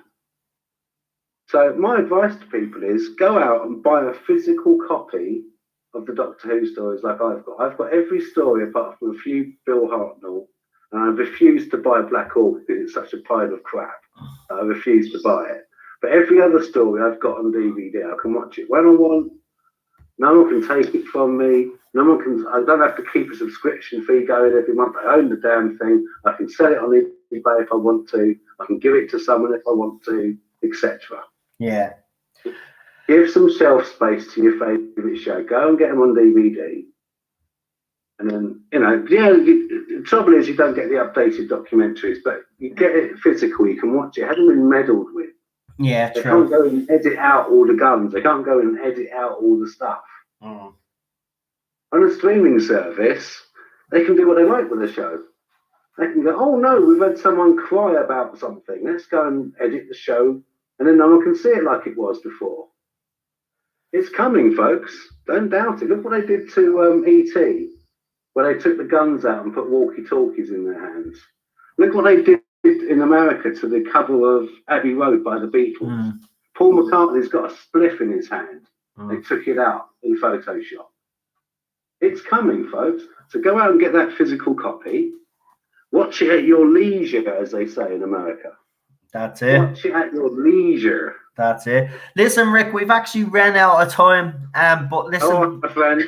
it's been brilliant having you on. But listen, I'd be actually interested in doing a stream with you, a little pre-record. So if you're interested, do me a favor and give us a message on Messenger there, and we'll organise Okay, something. mate. Yeah. Because I'd love to bring you on actually and have a chat with you, because it looks like we'd have a lot of good things to talk about. Yeah, I we always actually have a nice enjoy. chat, I don't we? actually. That'd be nice. I enjoyed this conversation, so I'd like to pick it up again in a stream with you. So we'll organise that Okay. anyway, over the weekend, and hopefully we'll try get it done sometime next week and get it out there. But listen, thanks for coming on tonight. I really appreciate it. And listen, enjoy the rest of your weekend, and I will see And you on you. Sunday. Back on Sunday anyway, so I'll talk to you then. Okay, if I'm around then, I'll be glad to chat again soon. Okay, No thanks problem. a lot for the nice chat. No problem, Good night, Rick. you. Good night, night. Noel. Good night, Good Sharon. Good night, Teddy. And good night, Stream. Good night. Bye. Bye-bye. Bye-bye. And that was Rick, everybody. Great call, Rick. Actually, his time ran out about 6 minutes ago, but he's like me. He keeps talking, right? And I hate cutting across people. Like, it's very hard to get in. When I see a gap, I usually jump in. But with Rick, he's like me, constant non-stop, and there's no gap there. So you can't really actually jump in the conversation. It's funny, but I have to say, intriguing conversation, and it'll be an intriguing stream as well. As I said, I want to get most of you involved in this channel as much as possible, right? So if anybody else would like me to, if you'd like to come on and do a stream with me, now it'll be a pre-record, obviously, but it'll go up, I'll premiere the video, and then we'll have the live chat. We'll be inside the live chat, and then you can come in with me, and then we can obviously like talk to people and tell people why you made this point, this, that, the other. So if you would like to come on and do a stream with me and talk about anything, it doesn't have to be just Doctor Who. It could be anything you want. Let me know. And we will organise something, because, as I said, it's your channel just as much as mine, and I want to get you guys as much involved as possible. Now, of course, he brought up War of the Worlds. I have another promo to put up. I don't know if I actually did put up the new promo for War of the Worlds, but I have a new one. The guests will be announced soon. So we'll be doing that as well. Interesting. War of the World. All I can say about War of the Worlds is it's gonna polarize a lot of people. Some people are gonna enjoy it, and some people are gonna say it's woke as crap. I'm not gonna sit here and lie and say. I have to say, when I watched it, I felt like I couldn't move away from me screen when I was watching it. It does draw you in, I have to say. But here's the problem that people are going to have. The main character in it is actually no married, pregnant woman. Robert Carlyle is in it. When I say he's in it, but he's not in it that much. I thought Robert Carlyle's character was wasted. But again, we'll get into that in further detail when we do a review for that as well. And don't forget, tomorrow I will be doing that live stream on Ballstreck's channel at 5 p.m. UK time, 1 p.m. Eastern Standard Time in UK, in US and Canada. So yeah, I'm looking forward to that as well. Right, we've got one more caller to take. And then we are done. We are done. Right.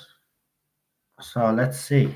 Bad boys, bad boys. What you gonna do? What you gonna do when they come for you? Bad boys, bad boys.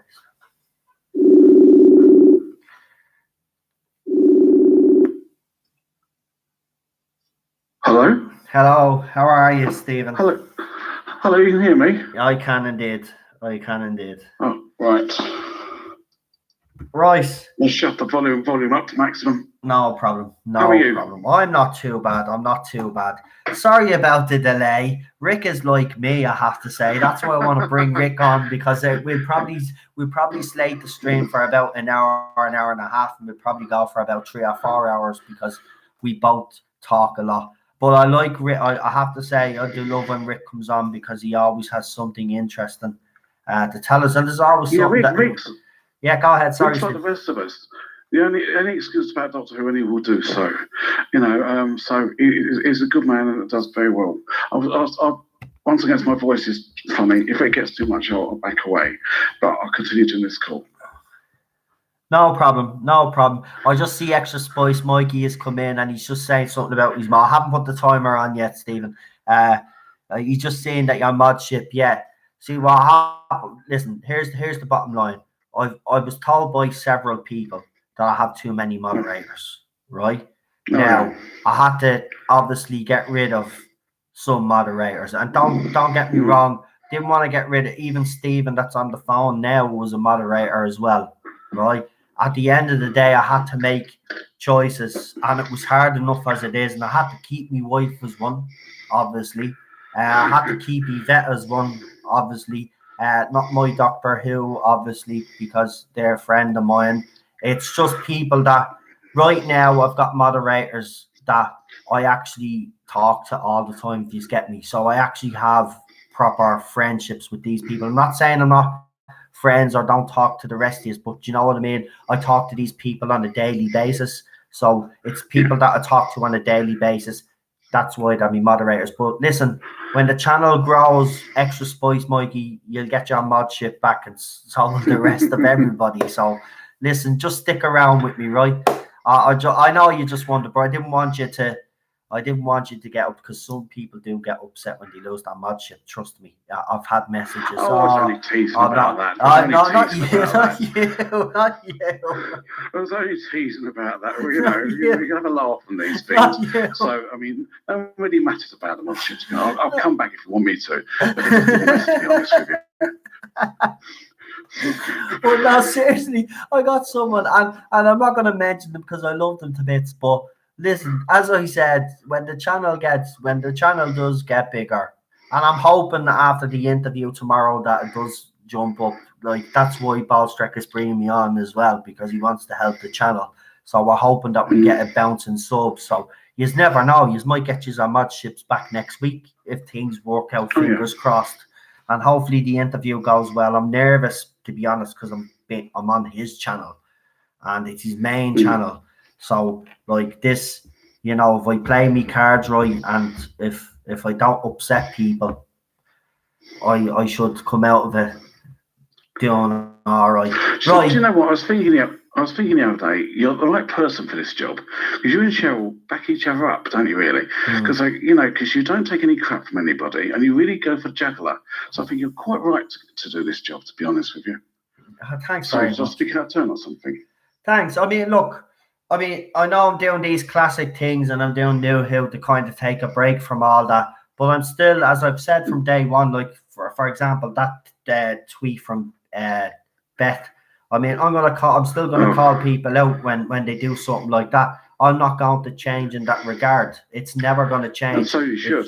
Because at the end of the day, these people need to be held accountable, because they've been going after this side of the fandom for over 2 years now, right? And then they say there's no agenda, and then they go and write something like that. And these are the very same people, as I said, that have asked this fandom for money to go to these conventions. So they want fans' hard-earned cash, right? And they work themselves, by the way, which is the kicker. They actually have full-time jobs, and they're still asking for money.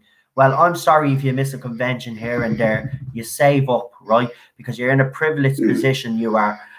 That's what I'm saying. These ladies are in a privileged position in the fandom where they get an opportunity to go to these places, and they get to write stuff in Doctor Who magazine that a lot of Doctor Who fans would love to do, right? They're in a very privileged place, and the cheek of them to ask for money in that way, to actually ask directly for cash. Look, someone said to me, "Oh, but you're giving out about them, but you don't give out about the likes of Neurotics, Doomcock, and Bowstrick and all those other big YouTubers that ask for money. They don't ask for money. That's the difference.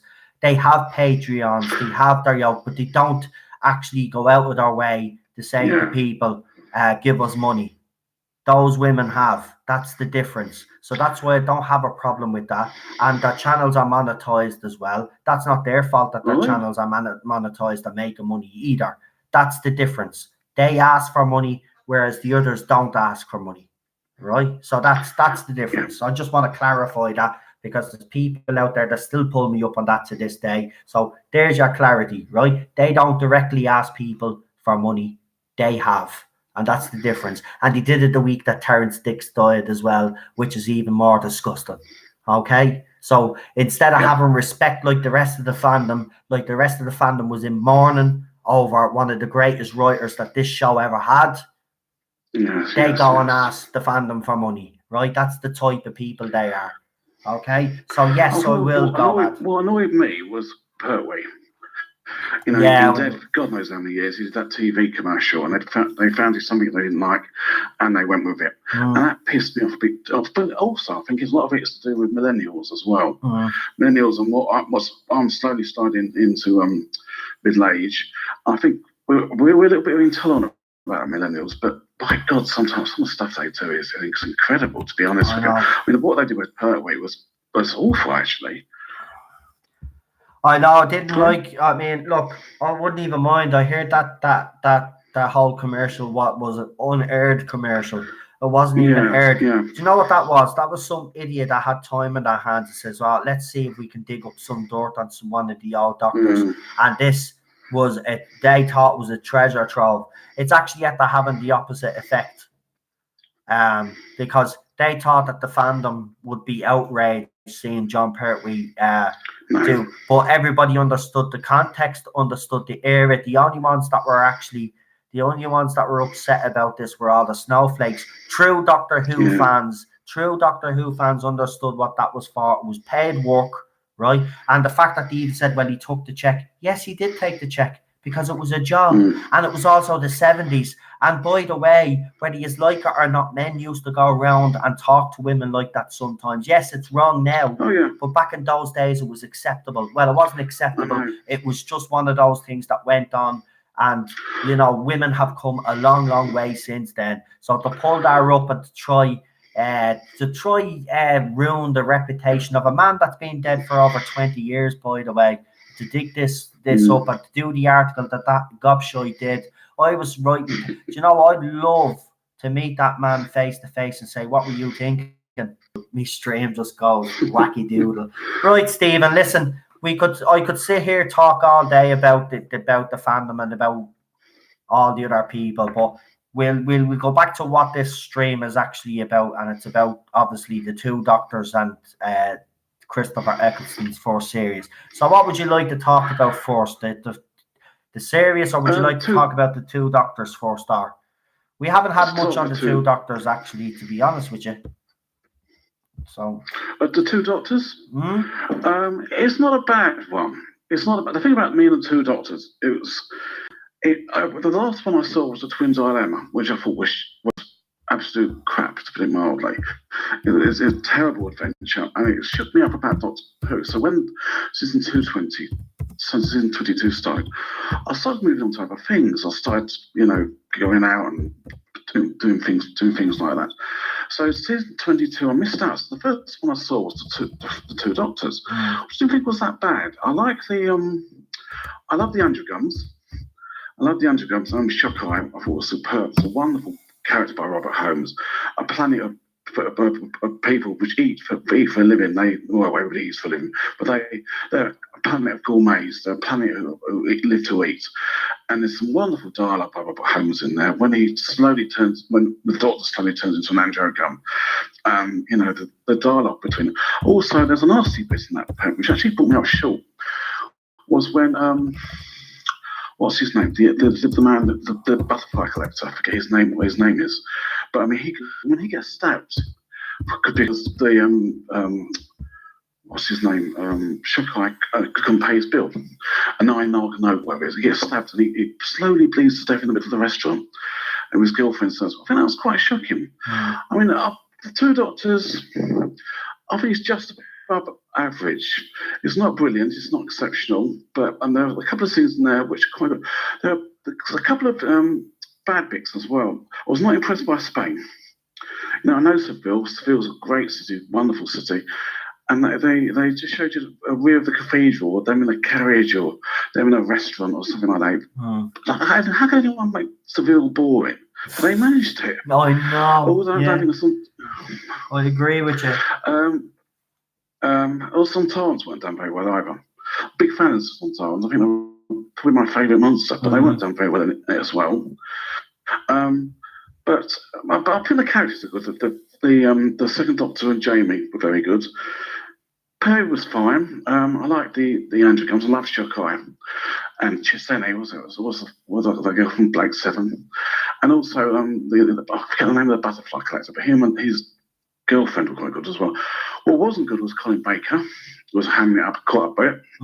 It became obvious he was hamming as well. And also, the man who played the star, he wasn't very good either.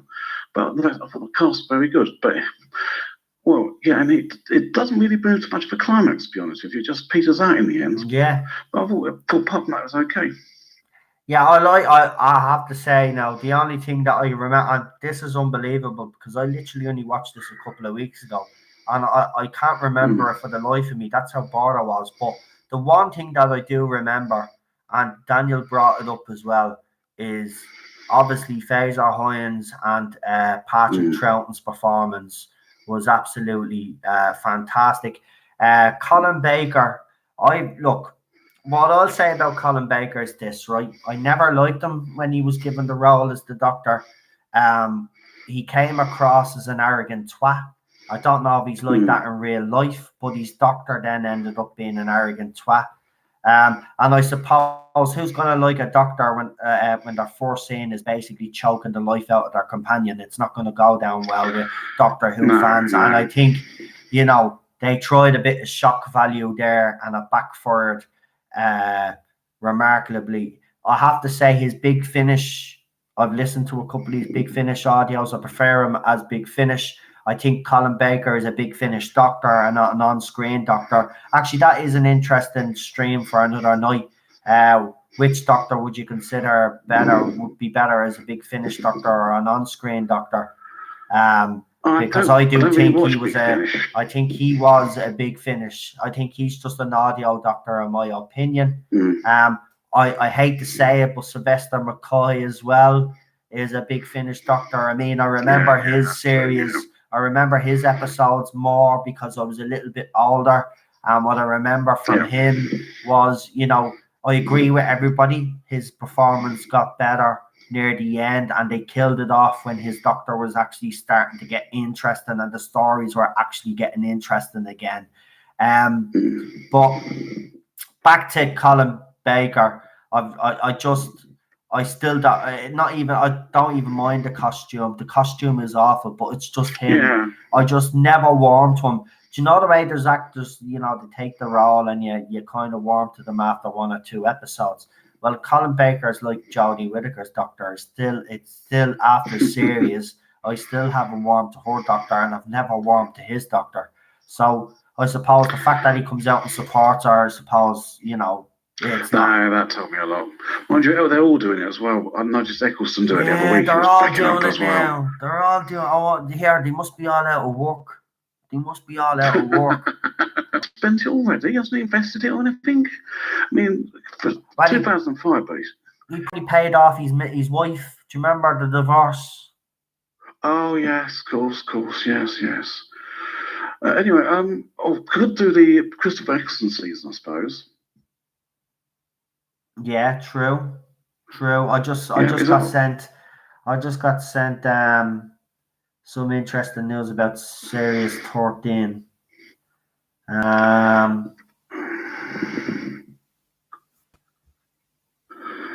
Right. Well, It's this Maxine Alderton thing is exploding right now. I don't know. Again, this is a rumor. This is the latest rumor. So, Stephen, just in case you haven't seen it, I did a video earlier. So, Maxine Alderton, she's one of the core writers. This is on IMDb, wherever you call that bleeding. Yeah. So, I did a little video. I put it up. She's slated to write an episode for series 12, and she's already been slated to write an episode for series 13. The thing about it is, it has core writer, so people are actually interpreting that she might be showrunner. The problem is like this rumor now is actually taken off. And normally when a rumor like that takes off, you take notice. And the reason why I say that is there was a rumor. I keep saying, I keep giving these hints anyway, and I'm surprised nobody is actually even that, because it's being leaked. Even though I have the information that it already has been leaked, I can't actually say it out straight, but I'm trying to lead you to the direction of the information. I can do that, I just can't tell you. But there's already been a major reveal of a returning character, and nobody is batting an eyelid on that, and that's what you should be all concentrating on. So could you say that again, please? There was a major character announcement made a couple of weeks ago, and everybody just ignored it because, you know, Doctor Who fans are either not paying. I can't actually come out and say it, because even though it was leaked, I've been told not to say it, but I can direct you in the right direction. I just can't say it. But there was a major character. Okay, I will say this. If you go to Eddie Ascaro's video, Talk to Doctor, it was the latest video that they did. In the first couple of minutes of that video, they dropped the big bomb, right? Which we were told to keep. Now, I will say this: there's several YouTubers, including myself, that have had this information for months. I've actually put safeguards in place to prove that I've had this information for months, and I've given it to two of my trusted people in the live chat that I trust 100%. They've also had the information for months, and they've also taken screenshots of the dates that I've sent all this information. Because when this information breaks, I don't want people out there saying, "Oh, well, you're just jumping on board the bandwagon, you never knew this." Well, I'm going to prove it this time. This time I'm actually going to back up what I say, right? So if you go to Talk the Doctor's video on YouTube, they drop a big bombshell. Also, it was leaked in the newspapers, but nobody paid attention to it because all the other stuff was going on, because they actually distracted you with the Dalek destroying video. See, if fans out there think that these leaks are just happening, right? They're not. The recent leaks have been happening for a reason, is to distract fans, right? Even the video that Doomcock done, right, with the source information, right? Even though it was the wrong information that the source had given Doomcock. Doomcock released that video and then it caught fire. It distracted away from the big reveal that everybody didn't pay attention to, right? And all I will say is there's a returning character coming back, and this returning character has had battles with the Doctor in the past. And this returning character is going to be part of the story arc that's going to involve certain villains also. I am saying no more. I have probably said way too much now. Yeah, I think you have. Yeah, but, I think guess who it is.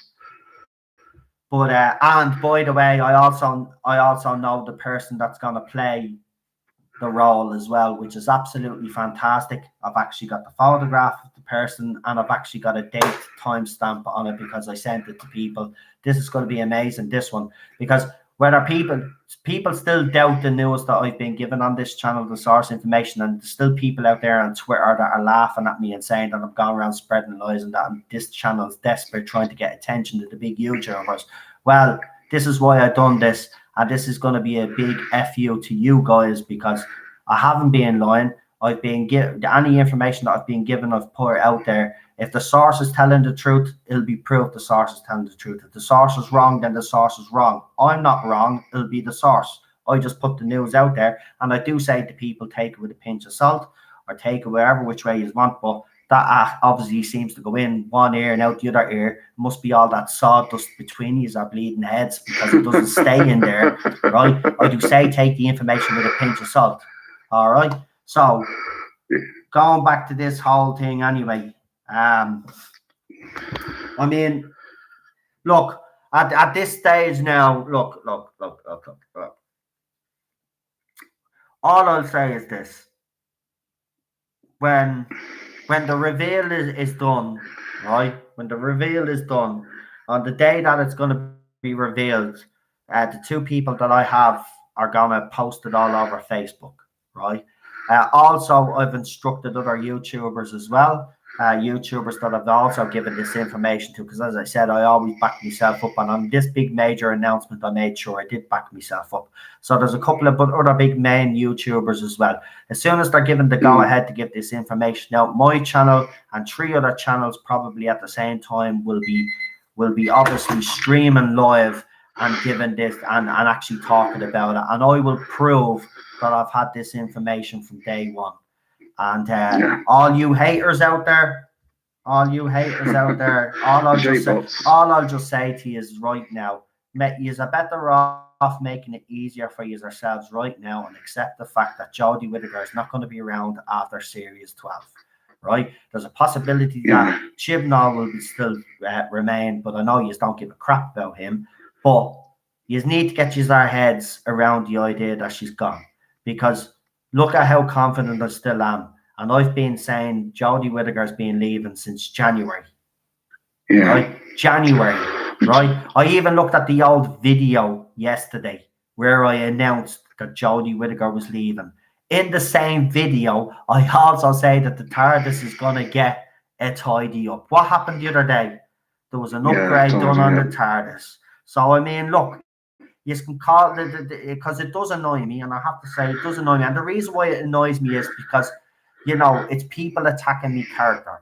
I've never lied. I don't lie to people. I'm not going to sit here and say I've never lied in my life. Of course I've lied. Everybody's lied. And anybody that says that they haven't lied is telling lies, right?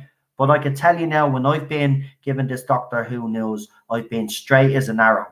I've never deviated from what I've been told to say. And by the way, this big major news that I have, I could go and leak this news right now because it was already leaked. But because my sources has asked me not to, I'm that loyal that I actually won't, even though the information is actually out there for you to get if you actually go and look for it. What did you think of Jodie Whittaker on Children in Need? Did you see that bit? I did. I wasn't going to discuss it tonight, but we've got a few minutes. Do you know what? I'll give you another 5 minutes, and we'll talk about Jodie Whittaker, because I will end the stream on this Children in Need. So this is where I stand on it. Anastasia is the little girl. As I said, her reaction absolutely priceless, and it doesn't matter whether you dislike Jodie Whittaker or not. That was a priceless reaction. That was an absolutely fabulous reaction, right? Here's the problem I have, right? Look, if you look at the video closely, right, you will see before they come out onto the stage, they're sitting on a sofa, the three of them, right? Yeah. Now, look at their body language. Their body language is very important, right? And then look at their body language when they come out. Tolson Cole looks like he doesn't want to be there, right? Manit girl is just standing there, right? She's just standing there. There's no reaction from her. She's actually in character, as Yaz Plank, right? Doing absolutely nothing. And then Jodie Whittaker is there. Now this is the thing. There's a couple of things that I interpreted from that whole thing. Now I could be jumping the gun here, right? But when she was talking to the little girl, she said, "We want to give you a gift. You might one day be the next Time Lord." Didn't mind any of that, right? Of course, she's going to get there in because Jodie Whittaker is a radical feminist and she has to get there in. And did you notice there was a little girl that they brought up to meet Jodie Whittaker? and it wasn't a little girl and a boy. Why not balance it out a little bit? Again, little things No. like that. But here's the thing, the big thing for me was she handed the child a screwdriver. Right? Now, here's the thing, that was no ordinary screwdriver. Now, if anybody knows what happens in Doctor Who, people will tell you this, right? They have a couple of screwdrivers for the Doctor, right? They have several, actually, right? They have the one that Jodie had in her hand tonight that makes the sound and has the light, right? Now, in other scenes, they have another one, right? It's a replica, right? But it doesn't have the sounds and yoke. It's just a hollow yoke. It's just for her to stand there with it, you know, when she's running, doing the running scenes. When she's actually using the physical screwdriver, she's using that one that she gave the little girl. She gave the little girl her screwdriver tonight, right? And she also talked about maybe you'll be the next Time Lord, the next Doctor, right? Now, people could say I'm reading loads into it, but for me, that was a big thing, right? For me, that was a big thing. Jodie Whittaker, that's Jodie Whittaker gone. She's gone. That she handed her screwdriver to that kid, she's gone. Right? I know they can make a new one, but she gave that screwdriver to the kid. That's the screwdriver she uses for the series, right? This wasn't a toy. She didn't come out with a one made from the BBC from some company and hand her a toy. She handed her screwdriver, the actual screwdriver that she uses for the show. So the actual BBC Children in Need was in their contracts. They had to do that to leave, to be honest with you. Yeah, They made them go to actually, I can see that, actually. Yes, dragging them off the streets to make them do that. Yeah, I can see that. Well, here's the thing. Not even talking about that. Look, it looked uncomfortable, right? It actually did. Yes. It actually looked uncomfortable. I'm not going to lie about it. Now, I'm not going to slate the whole reason why Jodie was there. She was there for a good cause. You know, it was children in need. It's to help children. And I'm glad that little girl got to meet her hero, which was Jodie Whittaker's Doctor. I don't have a problem with any of that. But this is what I do have a problem with. You gave the child a sonic screwdriver. Right? That's it. You gave the child a sonic screwdriver. You didn't. There was no invite to the set to bring her around the TARDIS. There was none of this. None of this rubbish, right? She comes out. She literally says one sentence to the child. That's it. The other two planks are just standing there saying absolutely nothing, right? And then that's it. There's nothing else then after that. They say their goodbyes and they're gone. That was it. That's all we got for Children in Need. It just looked very staged to me. Now, I know I'm going to be criticised for it, but it looked very staged and forced to me. I know by looking at Tolson Cole's face, it was the same face that he had when he did that 19-second Instagram video. He looked pissed off. He even looked pissed off in the little VT that he did at the very start, right? They're not there anymore. They're gone. They're gone. They're gone. They obviously, and you're right. Stephen's right. You're right, Stephen. They had to be there because they were under contract. Right, it was the same. I even said this, Jordan. The BAFTAs, the Welsh BAFTAs, it looked. Even Chris Chibnall wasn't interviewed, which I found weird. Right, Manine Gill and Jodie Whittaker were interviewed, but all they kept talking about was how they were only up the road, how they were out for a mate's night out. Right. Here's another thing nobody's even mentioned. Where was Bradley Walsh tonight? Now he could be filming. Now, granted, he could be filming The Chase or something. Or he could be filming his new TV show. That's fine.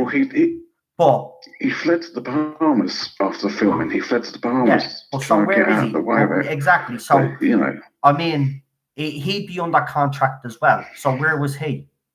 Right? Now, again, I probably am reading too much into that one. But that was definitely her screwdriver that she handed that kid, the one that she uses on the show. That was not a toy screwdriver.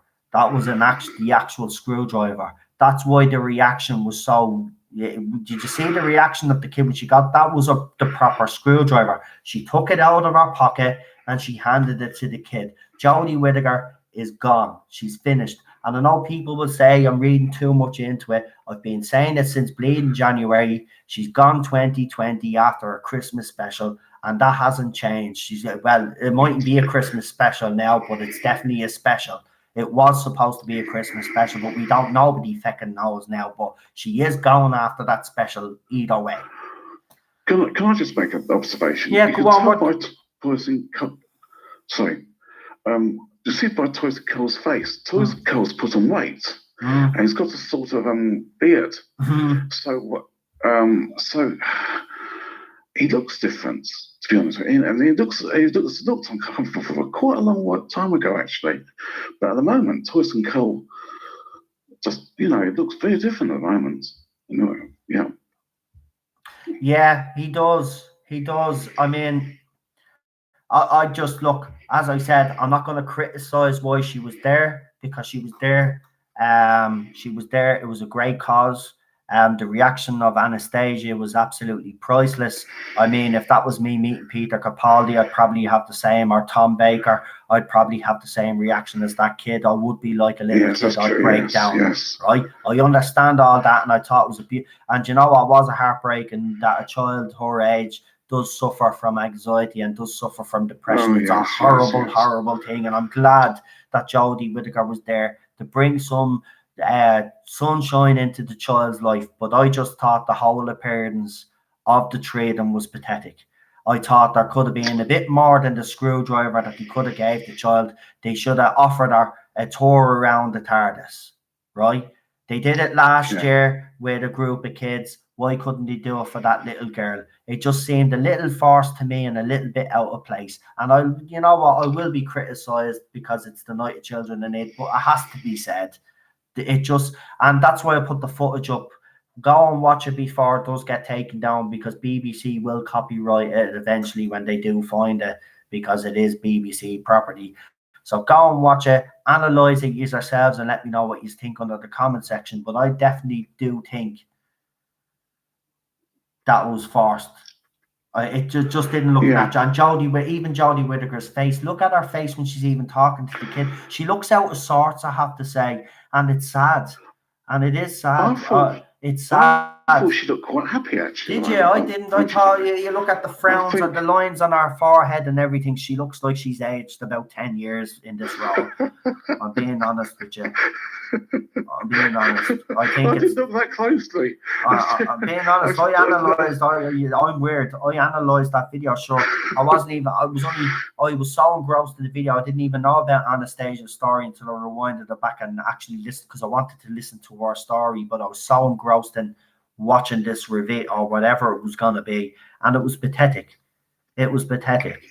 It was absolute. You know what? They should have went and got the Madame Tussauds bleeding waxwork and just brought that out and stood beside the child and handed her a screwdriver. There was no point in them being there if they were going to just do that. She should have been brought around. I'm sorry, but people will think that I'm overblowing this. I'm not. Simple fact of the matter is that child should have got a lot more than what they got, right? I'm sorry, but seeing Jodie Whittaker is enough. No, I'm sorry. Oops. Do you think she should do any promotion for this new series? What? At all? Do you think she'll do any more promotion for this new series? I don't. By the looks of things, I don't think we're going to see, or I don't think we're going to physically see Jodie Whittaker promoting this era. Yeah. I mean, if it's slated for early next year, like they're proposing, which is January, well then shouldn't they be promoting it right now? I mean, we've had a picture teaser which says "Watch this space," something about Jodie Whittaker's dark side, which was a lot of bollocks. Then we got a 15-second Tardis teaser, which I like. I'm not going to lie, I still like that little Tardis teaser. And if anybody doesn't like it, well, then you're just grumpy and you need to actually be happy, because it was actually a decent little video. I just didn't like the first one. Second one was deadly. And I like the little trail it left behind. I really do like that little teaser. But again, no Jodie Whittaker. And I've said it from day one. And the question that I keep asking is, where's Jodie Whittaker? Now, she turned up at Children in Need, right? When is the next time we're going to see her? Are we going to see her on the anniversary? Or are they just going to drop a trailer on the anniversary? I see it in the One Show on the Breakfast TV. But do you know what? They'll probably bring her on somewhere. Being honest with you, right now, she would have to actually come on somewhere and introduce that trailer, to be honest with you, because they need to start promoting. But I don't see it. Maybe they should just get as I said, get the waxwork and just, bring it to towns and villages and promote it that way. Just have a cardboard cutout. Go watch Series 12 Doctor Who. I'm going to leave it there. Thanks for talking to me. But I've talked to enough. So, thanks very much for talking to me. No problem. Yeah. Listen, Stephen, you can come on anytime you want, mate, right? So you just let me know if you want to come on. I'm on again Sunday. So if you'd like to come on again Sunday, just let me know. It'd be no problem at all, okay? Are you still doing that for the ball strip tomorrow? I will. I'll be doing that. That's 5. Do you know what I'll do? When I know that I'm in the live link with him, I will send the link to you, okay, on Messenger. I'll send you all the link like I normally do if you want to be join. It should be fun. Anyway, I don't know how long we're going for. We were only supposed to go for an hour the last time, but as you seen today, I put up a re-upload. We ended up going for over 2.5 hours. So God knows how long we'll go. He's a good talker. He's a good talker, Bolstrick. He is. And it was actually nice to hear that side of him, because he does get criticised a lot. And unfairly, in my opinion, but that's just my opinion. Yes. And I mean, I suppose I will always defend a friend, and he is a friend, so I'll defend him either way. But I do see the good side of him. I mean, behind the scenes, my channel, as I said, I've needed a lot of help, needed a lot of advice, and as I said, Paul Streck, Doomcock, and Neurotics have been the 3 YouTubers that I've been able to rely on when it came to problems with my channel. I've also got Neil as well, not my Doctor Who. He helps me out as well, gives me advice as well. So yeah, I mean, I've got good people out there that I trust, and that's what you need. You need that kind of nowadays, Stephen. Unfortunately, social media is a cesspit, and you have to be kind of, you need backup, and you need to be kind of, strong yourself. That sort of way. I always say, if you're gonna bitch and moan all the time, and I mean get insulted by every little thing, then you shouldn't be on social media, because you're not going to be able to hack it. I've seen people weaker than me, stronger than me, fall like that. I've even had me wobbly moments on this, as you have all seen. I almost wish, I know it's drawing a line on what you do. I almost wish there wasn't any social media. We were back in the 90s where it just wasn't around. I think people were happier then. But I mean, nowadays, one wrong move, they stop you for it. And do you mind if I go in that now? No. Hello? No, go ahead. You sure? Yeah. You're not offended? No. Okay. Thanks for talking to us. No problem. Listen, it was a pleasure having you on, man. As I said, anytime you want to come on, you're more than welcome, Stephen. And thank you, because I know it's difficult coming on. Everybody, I was the same as well. So I really appreciate it. And listen, you made some great points. And do come back on Sunday if you want to. I'd really like to have you on as much as possible. I know. But thanks very much. No problem, mate. You look after yourself. Bye-bye. Bye-bye. Now, how do I hang up again? Oh, there we go. And that was Stephen, everybody. Hold on now. I just want to. It's actually funny, isn't it? When you idiots. Seriously. Do you know what the funny thing is? These people think that I can't actually see them shit talking me. Now I know people out there will say, "Oh, don't be listening to them. No, don't be looking, because it'll roll you up." It's not going to roll me up. I'm actually laughing, as you can see. It's actually funny. Yeah. Where is it?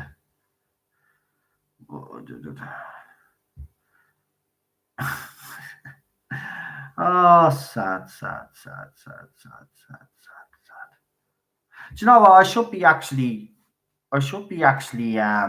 honored that they actually think, because they keep mentioning my channel all the time. I mean, at the end of the day, you can like, yeah, our good little friend Sean, you know, the one that did the poll and then deleted it because, you know, it was given a true representation and he didn't like it, so he took it down, then he put it up, and then he saved it when there was one vote on 100% to make it look like that Jodie Whittaker's doctor was great.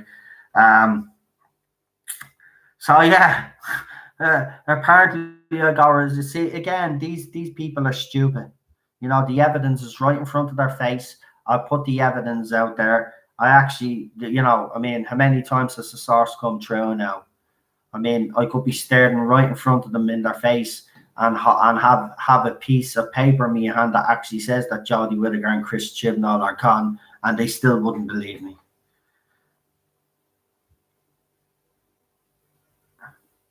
Right. So, just a recap on everything that's coming in the next couple of weeks. So we'll have more of these classic streams. I know it was a bit mixed bag tonight, but look, I know I tried so hard to stay away from Syria, but I knew it was gonna eventually go into children in need and Series 12, what's going on with Maxine Alderton or whatever. You know, it was too big of a thing not to bring up. But look, we still got to talk about the two doctors. Again, if you want to give you our ratings for the two doctors underneath in the comment section, and I'll do a video as I usually do. I also have a video coming up with the writer, Doctor Who writer, Vinay Patel. They wrote an article. They have a potty note. Anyway, that's all I'll say. So I'll throw that article up as well. I'll also have the promo for the War of the World second promo that I'm going to throw up there as well. And don't forget, I'll be joining Ballstrek 5 p.m. UK time, 1 p.m. Eastern Standard Time in the UK. Why do I keep saying UK? In the US and Canada. So join us for that as well. That should be fun. That's on Ballstrek's channel now, his main channel. Hold on, someone sent me another message. I'm getting messages sent left, right, and center.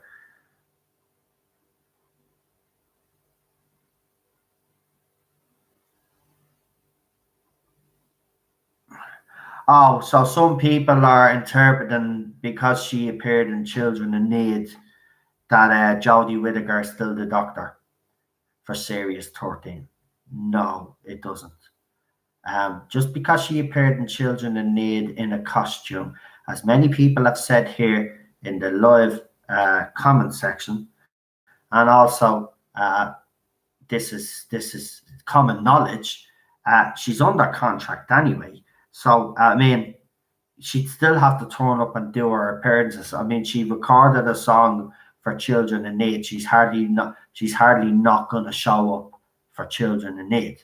Of course, she's going to show up for Children in Need, and she's a mother, so of course she's going to show up. She wouldn't even have to be forced to be there, actually, come to think of it, because she has kids of her own, doesn't she? So, I mean, you know, doesn't mean anything at all. These guys are just, you know what, they'll latch on to anything. Just because Jodie Whittaker appeared Children in Need doesn't mean that she's still the doctor. I think these fans, as I said, they're desperate. They just want her to stay so bad that, you know what, it's actually going to be it's actually going to be funny to see their reaction. They're actually going to absolutely lose their crap. It's gonna be funny. I'm just gonna be laughing all day. I'm gonna be drunk. Gonna be drinking me champagne online. We're gonna do all mad stuff. Because that's what we do. So that's all the stuff that's coming up, really. So listen, before I do go and leave you to enjoy the rest of your weekend, do us a favor and hit that like button if you've liked all the callers tonight. And if you've liked anything I've had to say, I'd appreciate a like. Obviously, if you didn't like what I had to say, give it a dislike. I see I'm getting more dislikes now than I've ever gotten before. I must be really upsetting a lot of people out there. But you know what? The way I look at it is, and some of you is probably listening, So I'm gonna say this, and it's directed at yours. I'm living in his head rent free. So like, you know, look at this smile. So you know, again, the people on Twitter that are slating me, I'm living in their heads rent free, and it's actually funny. They can call me a liar all they want. They can go and try and discredit me all they want. At the end of the day, I've gotten 5 pieces of information on this channel absolutely spot on and have been confirmed, right? And I'm still a liar. As I said, I could be holding a piece of paper in my hand with Jodie Whittaker's signature on it saying that she's left, and they still wouldn't believe me, right? They just can't believe that the Presses Whittaker would be gone, because apparently she signed a 3-year deal or a 5-year deal, and she's going to be the longest serving doctor according to them, But they need to get their heads out of their heads out of the clouds, because that's actually not the case. So, it's look. We know what it's like when a doctor leaves, so it's going to be sad for them, but they're going to take it worse because they are truly convinced that she's going nowhere. And that's the sad thing about it, because I do know different. I know different. She's got, look, I've been saying this since January. I said, yeah, January after resolution. I said it. She's gone 2020. She's gone 2020. And I keep saying she's gone 2020, and I've been consistent, and I have not changed my stance on this channel for months. For what? 9, 10 months I've been saying she's gone 2020. Right? Look at all the shit that's happened since then. And the evidence is there right in front of people's eyes. And it's whether they're just too stupid enough to comprehend what's coming, or they're just not grasping the reality of the situation. There was a blowout at Cardiff. Chris Chibnall walked off like a little baby. His best friend walked off with him like a baby, right? Then, apparently, as I said, Chibnall came back to oversee things, and then we see in 2 rap parties. Was it a rap? Was it not a rap? Then we see an extra filming, and here's the thing, Jordan, all that extra filming, not once did we see Jodie Whittaker in costume on set filming, right? So something really bad went on. She's gone. She's decided to go, which makes me believe for a fact that Chibnall, this is why I think this Maxine Alderton, there could be a little bit more in that than, I'm not going to get into it now, but there probably is a bit more in that than we actually realise. I do firmly believe if Whittaker is gone, and that was her saying goodbye tonight, not actually saying that she was staying. It doesn't prove that she's staying. She handed her child the screwdriver. Trust me, she's gone.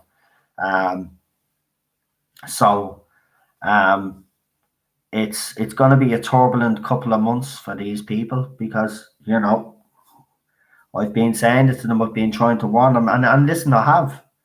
It doesn't give me any pleasure in telling them that their favorite doctor is gone. Their favorite doctor, and it isn't a nice thing. But at the end of the day, these people decided to fan them for 2 years.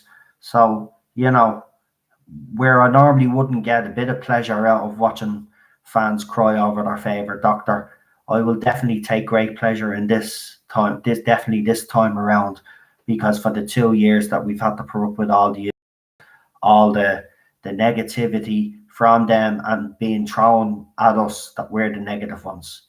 At the end of the day, we have tried to show this fandom what's been going on with the show, the direction that they want to take the show, and of course we'll always be slated, and channels like this will always be slated. But I will always say this: passion, pride. None of these fans have it, right? We do. Also, we care very deeply about this show. They don't. They never do. If you notice, to them, it's always about Whittaker. It's never about Doctor Who or the future of Doctor Who. It's always about Jodie Whittaker. It's always about the individual, right? It's never about the show. Whereas when we talk about the show, we talk about the history. We talk about the past. We basically talk about saving this show, right? and what needs to be done to save the show. Right? These people don't talk like that. It's all about Jodie Whittaker and how Jodie Whittaker should be shipped with Manip and how Jodie Whittaker should do this and how Jodie Whittaker should do this. It's never about the show. To them, Jodie Whittaker is someone that because she represents something to them, that's what's more important to them. Representation rather than the story. Jodie Whittaker has become a propaganda piece, like all the actors and actresses out there now. They're not actually hired on their talent anymore. They're hired on their personal beliefs and their political values and the ideology that they basically adhere to. And that's what it is. They're propaganda pieces, and that's all it'll ever be until this phase goes away. This fad, or whatever you want to call it. But yeah, I don't see it going anytime soon, and that's the problem that I have. They are ruining. Who was it last night that said it? It was either Gary or Doomcock that said it. They're basically ruining all these franchises, right? And adding all this political mumbo jumbo, adding all these characters for diversity, right? All for the sake of a fad that will disappear in a few years' time. This one has hung on longer than most, but these are phases that come and go. This one has just hung on a little bit longer than the rest. But look at all the damage that this phase has done to franchises out there. Look at the franchises that are no longer making money or are no longer, sacred to fans. You've got the Star Wars whole thing, the bullet, right? I'm not going to go into Star Wars too much because, as I said, I was more of a Trekkie. I have watched Discovery. I've watched the first 5 episodes of Series 1 and I got bored. I was going to review Discovery, but then that means that I'd have to watch the rest of it, and I'm not going to watch something that I actually think is a pile of crap and is disrespectful to Gene Roddenberry's vision, right? And he was about being inclusive because, I mean, you look at the cast that he had, but it's the way they do it today is the problem, right? And this is what these people will never understand. It's the way you go about it. You don't put the politics front and center. The story comes first, and then you can have the underlying, you know what I mean? The underlying story can be all about those politics that you want, but it doesn't overtake the story. And that's what's wrong with Doctor Who right now. And that's why I believe now, and I agree with everybody, I thought there was hope that they wouldn't double down for Series 12. But it looks like they're actually not just going to double down, they're going to triple down. And not only have they done that, they're actually going to rope in the Daleks and the Cybermen. As I said, don't care about the Judoon. But the Daleks and the Cybermen are going to be absolutely pulverized. And if everybody thought Resolution was bad, with that stupid Dalek and the way it was defeated, well, we ain't seen nothing yet.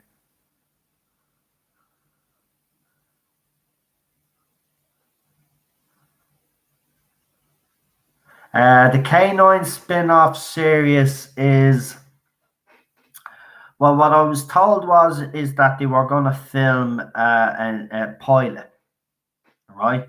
And what happens is after the pilot is filmed, it'll be up to BBC whether they want to take it or not. Now, there's also another company, and they do a K9 series in New Zealand. Was it New Zealand or Australia? Now, they're also, if I've got the country right, it's one of those countries. They're also in the running to show this a TV network. Right now, if that happens and BBC don't pick it up, well, K9, there'll be no Doctor Who references whatsoever. They won't be able to mention the Doctor. There'll be nothing like that. Now, obviously, if BBC take it over, then obviously you will have the references to Doctor Who and stuff like that. There has been nothing on the K9 spin-off series of yet, but I will have a look at Unknown 289 and I will actually talk to my sources. And I'll actually talk to Eddie as well, because Eddie probably will know if there's anything about that. Actually, that's what you should do, Unknown 289. You know Eddie on Messenger there, on Twitter. Give him a tweet there and ask him, does he know anything about that? He'd be the best man to ask, you know. But I will ask around for you. And that was something I was interested in myself, to be quite honest with you. But if BBC don't take it, I'll have no interest, because it won't be proper canine. So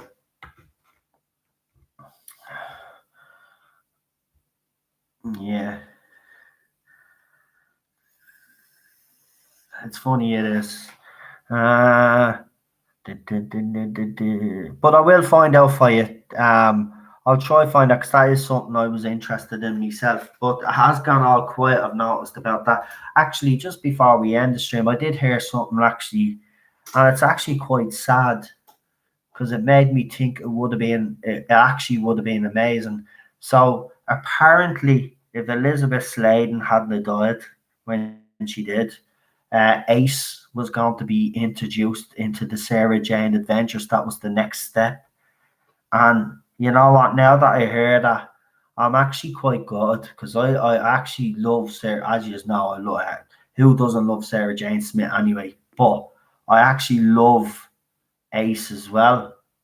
And it would have been great to see those two. That's why I do firmly believe that Ace should get her own spin-off. But then, in saying that, then I heard about our book and what she's gonna do in our book with the doctor and stuff. And then I was like, no. I take it back. You're not getting this serious. Get away. If you're gonna make Jodie's doctor repent or whatever it is you're supposed to be doing in your book, then no, forget about it. Forget about it. So I've officially retracted me bring an Ace series forward. No, it'll be full of wokeness.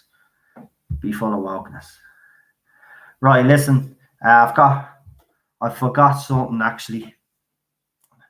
I'm not.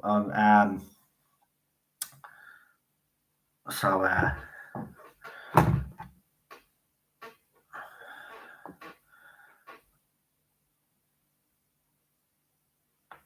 yeah. Oh, did you hear me, Bone?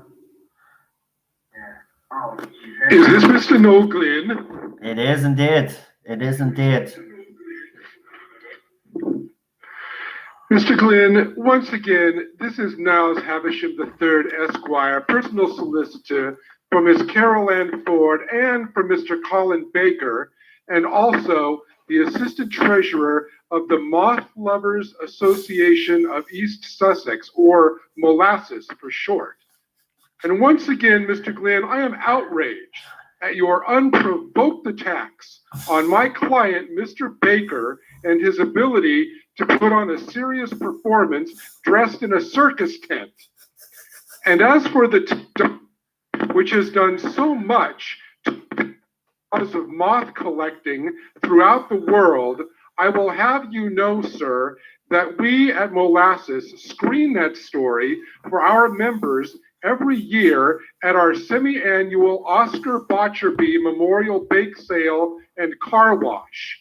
Although, to be honest, we don't screen the entire story, just the moth collecting scenes, because many of our members, the two doctors, to be a steaming monkey droppings. In emergency session, we have decided that we are filing another restraining order against the Tardis zone, and we are hereby blackballing you for life from Molasses. Now, your lovely wife is, of course, always welcome at any of our meetings, but you, sir, will never enjoy the taste of molasses again. And with that, I bid you good night, sir. Good night.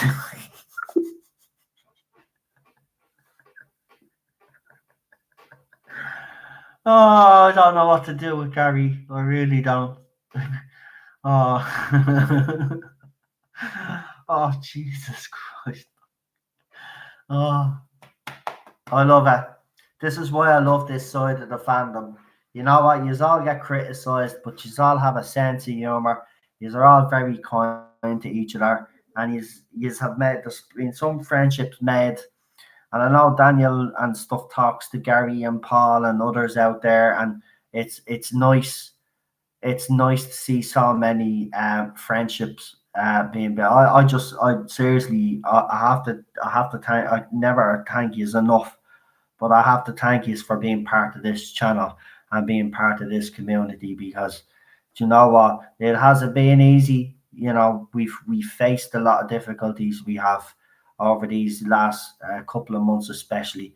But we've come out the other side. The channel is grown stronger, and the community is grown as well. But on top of that, now we're starting to make our way through, and we know what we want from this channel.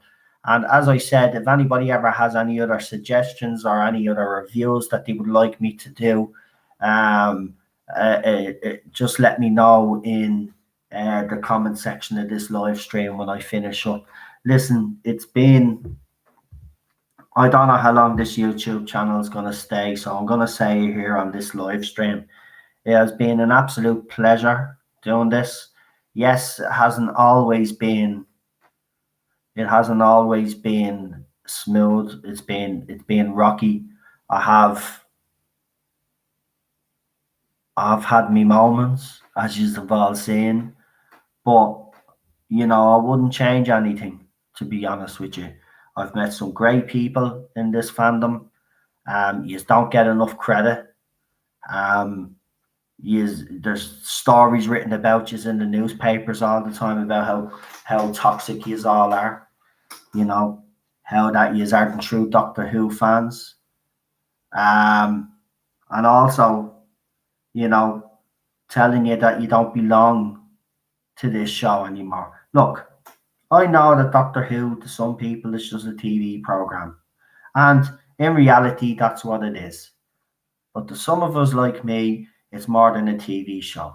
This TV show has brought a lot of joy to my life. It's also given me some of heartbreaking moments, as it does, and it's also made me angry. There's an emotional attachment there. That's what these fans will never have to Doctor Who. They will never have that emotional attachment. They have an emotional attachment to the character, but not to the show. I have an emotional attachment to the show, like many people here that follow me right now. And that's the difference. So when I hear a newer fan say to me, like a little 12-year-old say to me, well, this show ain't for you anymore, or, well, if you don't like it, old man, beat it. I'm like, how dare you? And I seen another tweet out there was saying, these not my Doctor Who people are self-entitled knobs and blah, blah, blah. Now, again, this was from someone that apparently is known in, I don't know the person anyway, because, you know, I don't pay much attention, but they're not known to me. So if they're not known to me, they're not known. As simple as that. But this gobshite decided to have a go. So I wrote back and I simply said, well, I'm not a self-entitled knob, but I would like me science fiction show that I've been following to be a science fiction show. You know? And that's the bottom line. Look, I don't care, right? Beth is making a big deal out of these 50% women writers and 50% male writers. Big deal. It's, you know what I mean? It's not even a big deal, and it shouldn't be a big deal. The problem that I have is not one of them is qualified, right? And I mean both men and the women that are writing for this series are not qualified. So I don't care if they've got the balance right in the writer's room, right? Where they should be getting it right is actually going out and getting talented writers who actually know how to build characters and story arcs, right? And are actually familiar with Doctor Who. You don't go out and get people that have written for soaps like Emmerdale and Hollyoaks.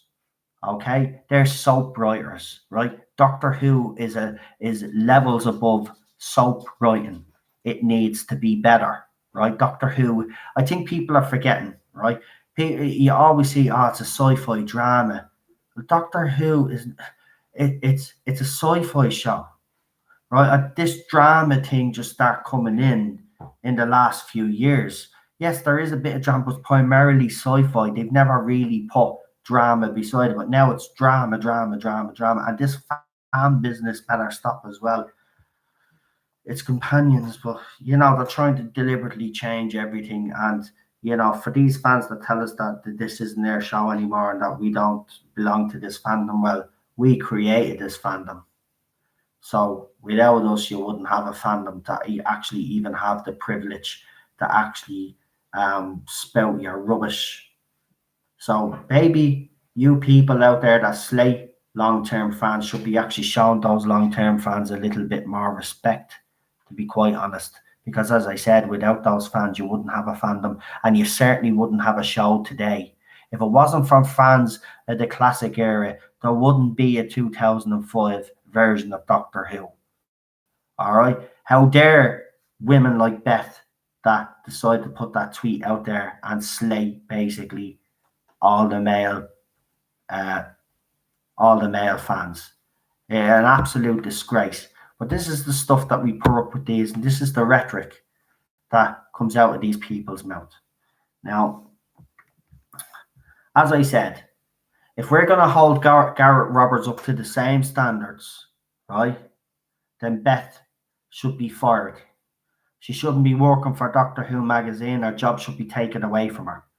Okay, now she's not an official BBC employee, so they can just stop her from writing for Doctor Who magazine. But I want that to happen because she got Garrett Roberts' book, the story that he wrote for that book stopped, along with that Susie Day, the one that drinks a lot of soy, the one that felt offended by what he had to say, right? So if you're going to use those standards, right, against him, well then she has to go because that tweet was blatant discrimination against the male fans of this fandom, right?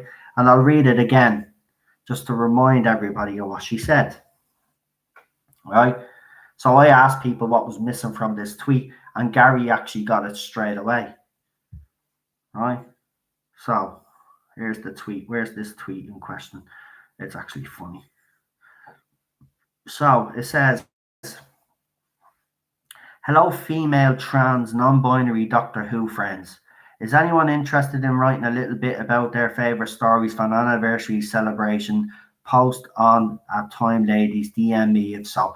Now, quite interestingly enough, I got 7 likes and 2 retweets, and nobody commented in it. Actually, looking at her tweets, they don't get actually much action until she bitches and moans about something or she says something controversial, and then when she realizes she said something wrong, she'll take the tweet down, but before people have already taken screenshots of it. Like, these people are definitely stupid. You shouldn't be saying stuff in the first place to have people to screenshot it, and you shouldn't be taking down tweets either. You either stick by what you say or you feck off Twitter. And I wish you'd stay off Twitter if you're listening to me, because I know you have your little spoils because you've mentioned me a couple of times. So why don't you stay off Twitter permanently? The next time someone upsets you because they pull you up about you slagging men or having a go at men, right? The next time you play the victim and run off, why don't you stay off this time and don't come back? Because I'm going to make sure, and I'm serious, I am not letting that tweet go. I am going to highlight that. I'm going to make sure that BBC or whoever works at Doctor Who magazine is informed, because I'm not letting that go. If she's going to get Garrett Roberts fired for the exact same thing, because that's basically, no, actually, sorry, Garrett Roberts told a joke a few years back, and those tweets were brought up. This is blatant. That's blatant discrimination against the male fans of this fandom, right? But she has no problem in using her womanly ways to get money out of this fandom. In the very same token, when she put that tweet up, I think we've got her fixed, lads. So she's no problem like talking and engaging the lads when she's looking for money, right? Now I know there'll be some sections that will criticize me for this, but I don't care. I honestly don't care anymore, because at the end of the day, this is what's wrong with this fandom. People like her have been going around and spouting their nonsense for 2 years and have never been pulled up on it. And then finally, when they do get pulled up on it, then they play the victim. Well, I'm sorry, this woman has to go. If they get rid of Garrett Roberts for apparently offending people, well, she's offended me by that tweet, right? And she has, because she's blatantly disregarded the male fans of this fandom. And let's be honest, as Blue Bonnet Hoovian said earlier on, and she agreed with me, there's more male fans in this fandom than there is female fans. Whether people like it or not, that is just fact, right? And she has blatantly disregarded and discriminated against the male fans of this fandom. So if you're going to hold Garrett Roberts up to that principle, you must hold her up to the same principles, and she must step away from her role writing reviews in Doctor Who magazine. And quite frankly, the reviews that she writes are quite frightening and actually actually, you can see there's no intelligence there. There's no intelligence. Her review for Series 11, on one hand, she praises it, and then on the other hand, then she slates Sarah. I mean, the whole thing was a rubbish. The fact that she said that oh, get away. I could do a whole stream on her, to be honest with you, because she needs to be kicked out of the Doctor Who magazine. She won't be kicked out of the fandom because we can't do that. But I want her out. I don't want her out of power. I want her out of a place where she can influence. And right now, she has a lot of influence working for Doctor Who magazine, and I want her gone.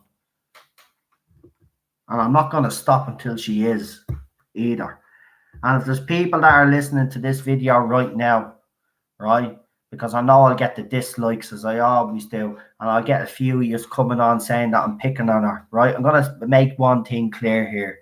I am not picking on her. This woman has blatantly gone out of her way for the last few years and slated every single bloke that's had a problem with this era, but has no problem asking the same fandom, same male side of the fandom for money, and then goes and writes a tweet like that. Also, here was another whopper one from her. Actually, this was about the writer. So she wrote, "Good morning, everyone. The gender split between guest writers on Doctor Who Series 12 is 50-50. Men and women. Have a great day. Remember, ladies, we can do it. Keep going." Like, you think it was a bloody revolution the way they're going on. And you think the way she's talking that women were never in roles before, and this is the first time they've been in a major role as well. See, this is another thing that annoys me about people like her. Now, she's not the only one. There's other lunatics out there that are the same, and it's in every fandom. The way they go on, you think women were never in major roles before, in TV and movies. Like, seriously. Like, even Jodie Whittaker with all this white male gaze crap that she came out with. Oh, little girls had to sit in the corner. Wrong. False. Not true. Go back and look at your... Do you know what? What I say about Jodie Whittaker is this. Maybe our parents were complete pricks and didn't let you watch those kind of shows, right?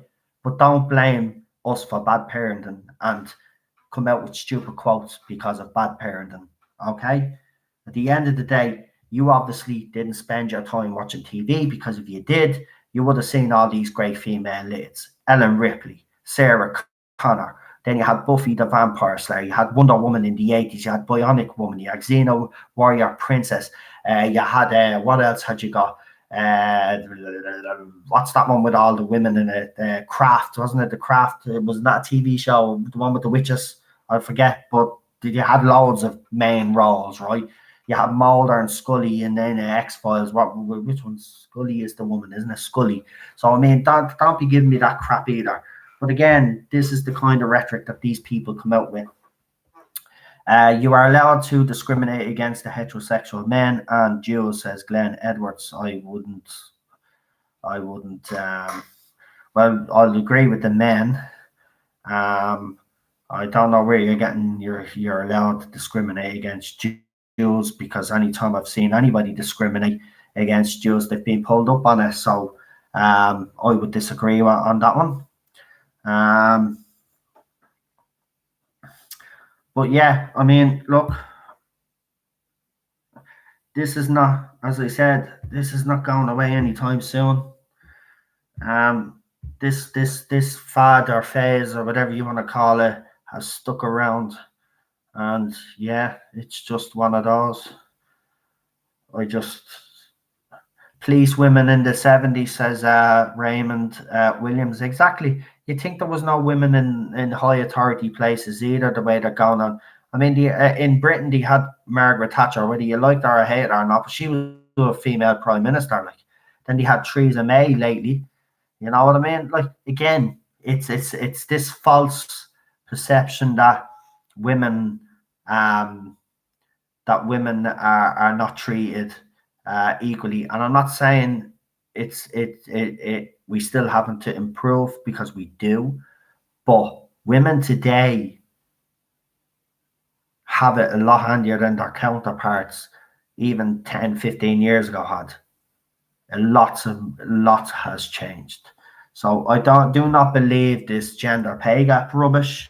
I don't believe in all the rhetoric that Brie Larson, Jodie Whittaker, and all those other gobshites come out with, and that other gobshite there. I suppose she'll have a couple of more whoppers to come tomorrow. Charmed, that was the one. Well done, Gary. I knew I could count on you. Cadney and Lacey. I used to watch Cadney and Lacey, and I used to watch Murder, She Wrote as well. And I know Jessica Fletcher was an L one, but she was a female lead. I actually have a couple of episodes of that saved on me Sky Q box. I swear, I was actually watching Murder, She Wrote 2 nights ago. Actually, but watching it now, I actually can't believe I never figured it out, because it's so easy. It's easy. Like, the stories weren't even that difficult, but when you were a kid, it was like watching something. Oh, how did that happen? Columbo was my favorite, though. Columbo was my favorite. You'd know who the murderer was in the first 5 minutes. It was just trying to figure out how they did it. And I always used to love how they showed how it was done. So yeah, I loved Columbo. He was my favorite. And of course, in England, you had Inspector Morse, the original now. I know they have the young Morse, whatever you call him. And I know they did spin off with Lewis. But I liked Inspector Morse. Midsummer's Murders, the first iteration of the show before they changed actor. That was a good show as well. I do like me detective stories, to be honest with you, me crime ones. We actually watch a lot of murder documentaries as well when we're in this house. I know I keep saying just one more thing, and I keep going for ages. I'm going the last half hour, and I'm going a half an hour ago, like I always do. I'm just trying to get to the 3 hours, because I like to do a 3 hour stream, and I haven't done one in a while for people.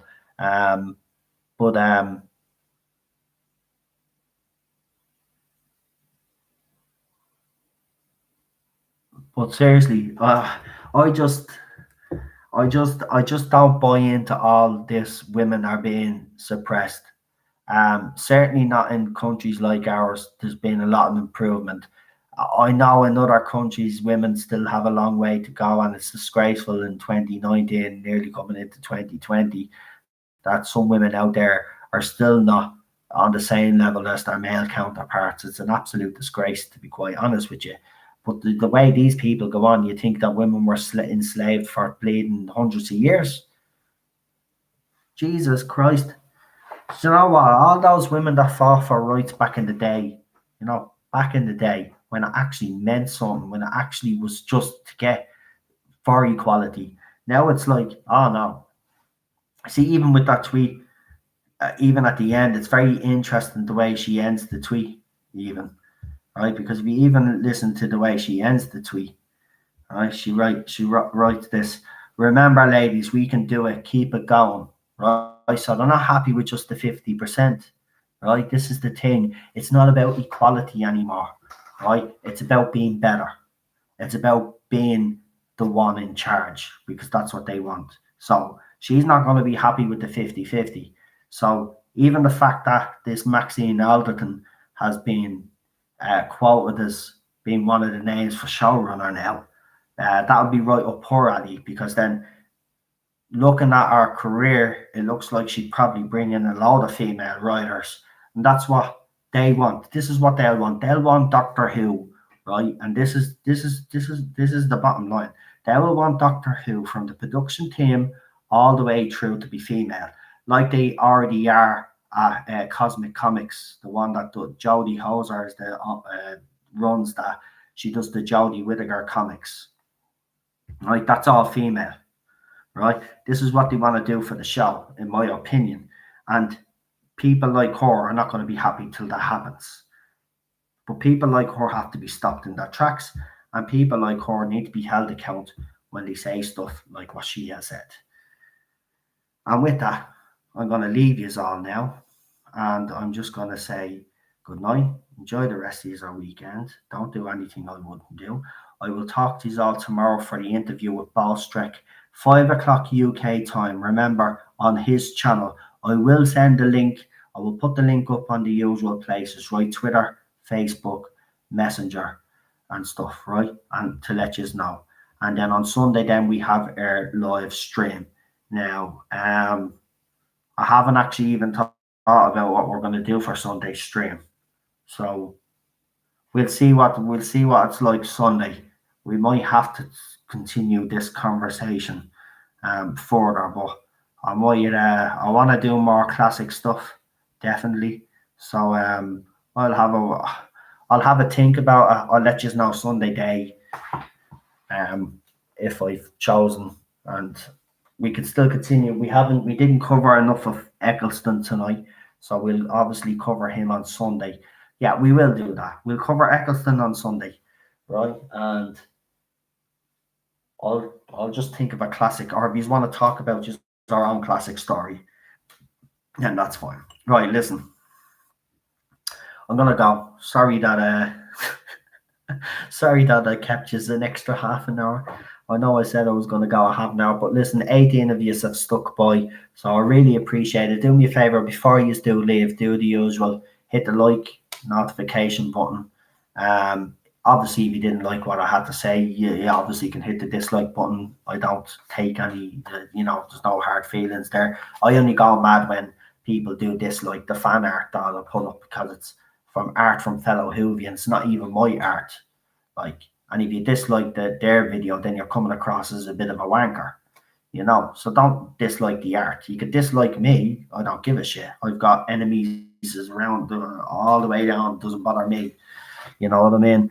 But don't be a wanker and don't be disliking the art. But if you want to dislike this video, you're entitled to do so. And also, don't forget to subscribe. And I will organise those little live streams that I want to do with people. And if there's any more people other than Rick, obviously I have Rick slated for one.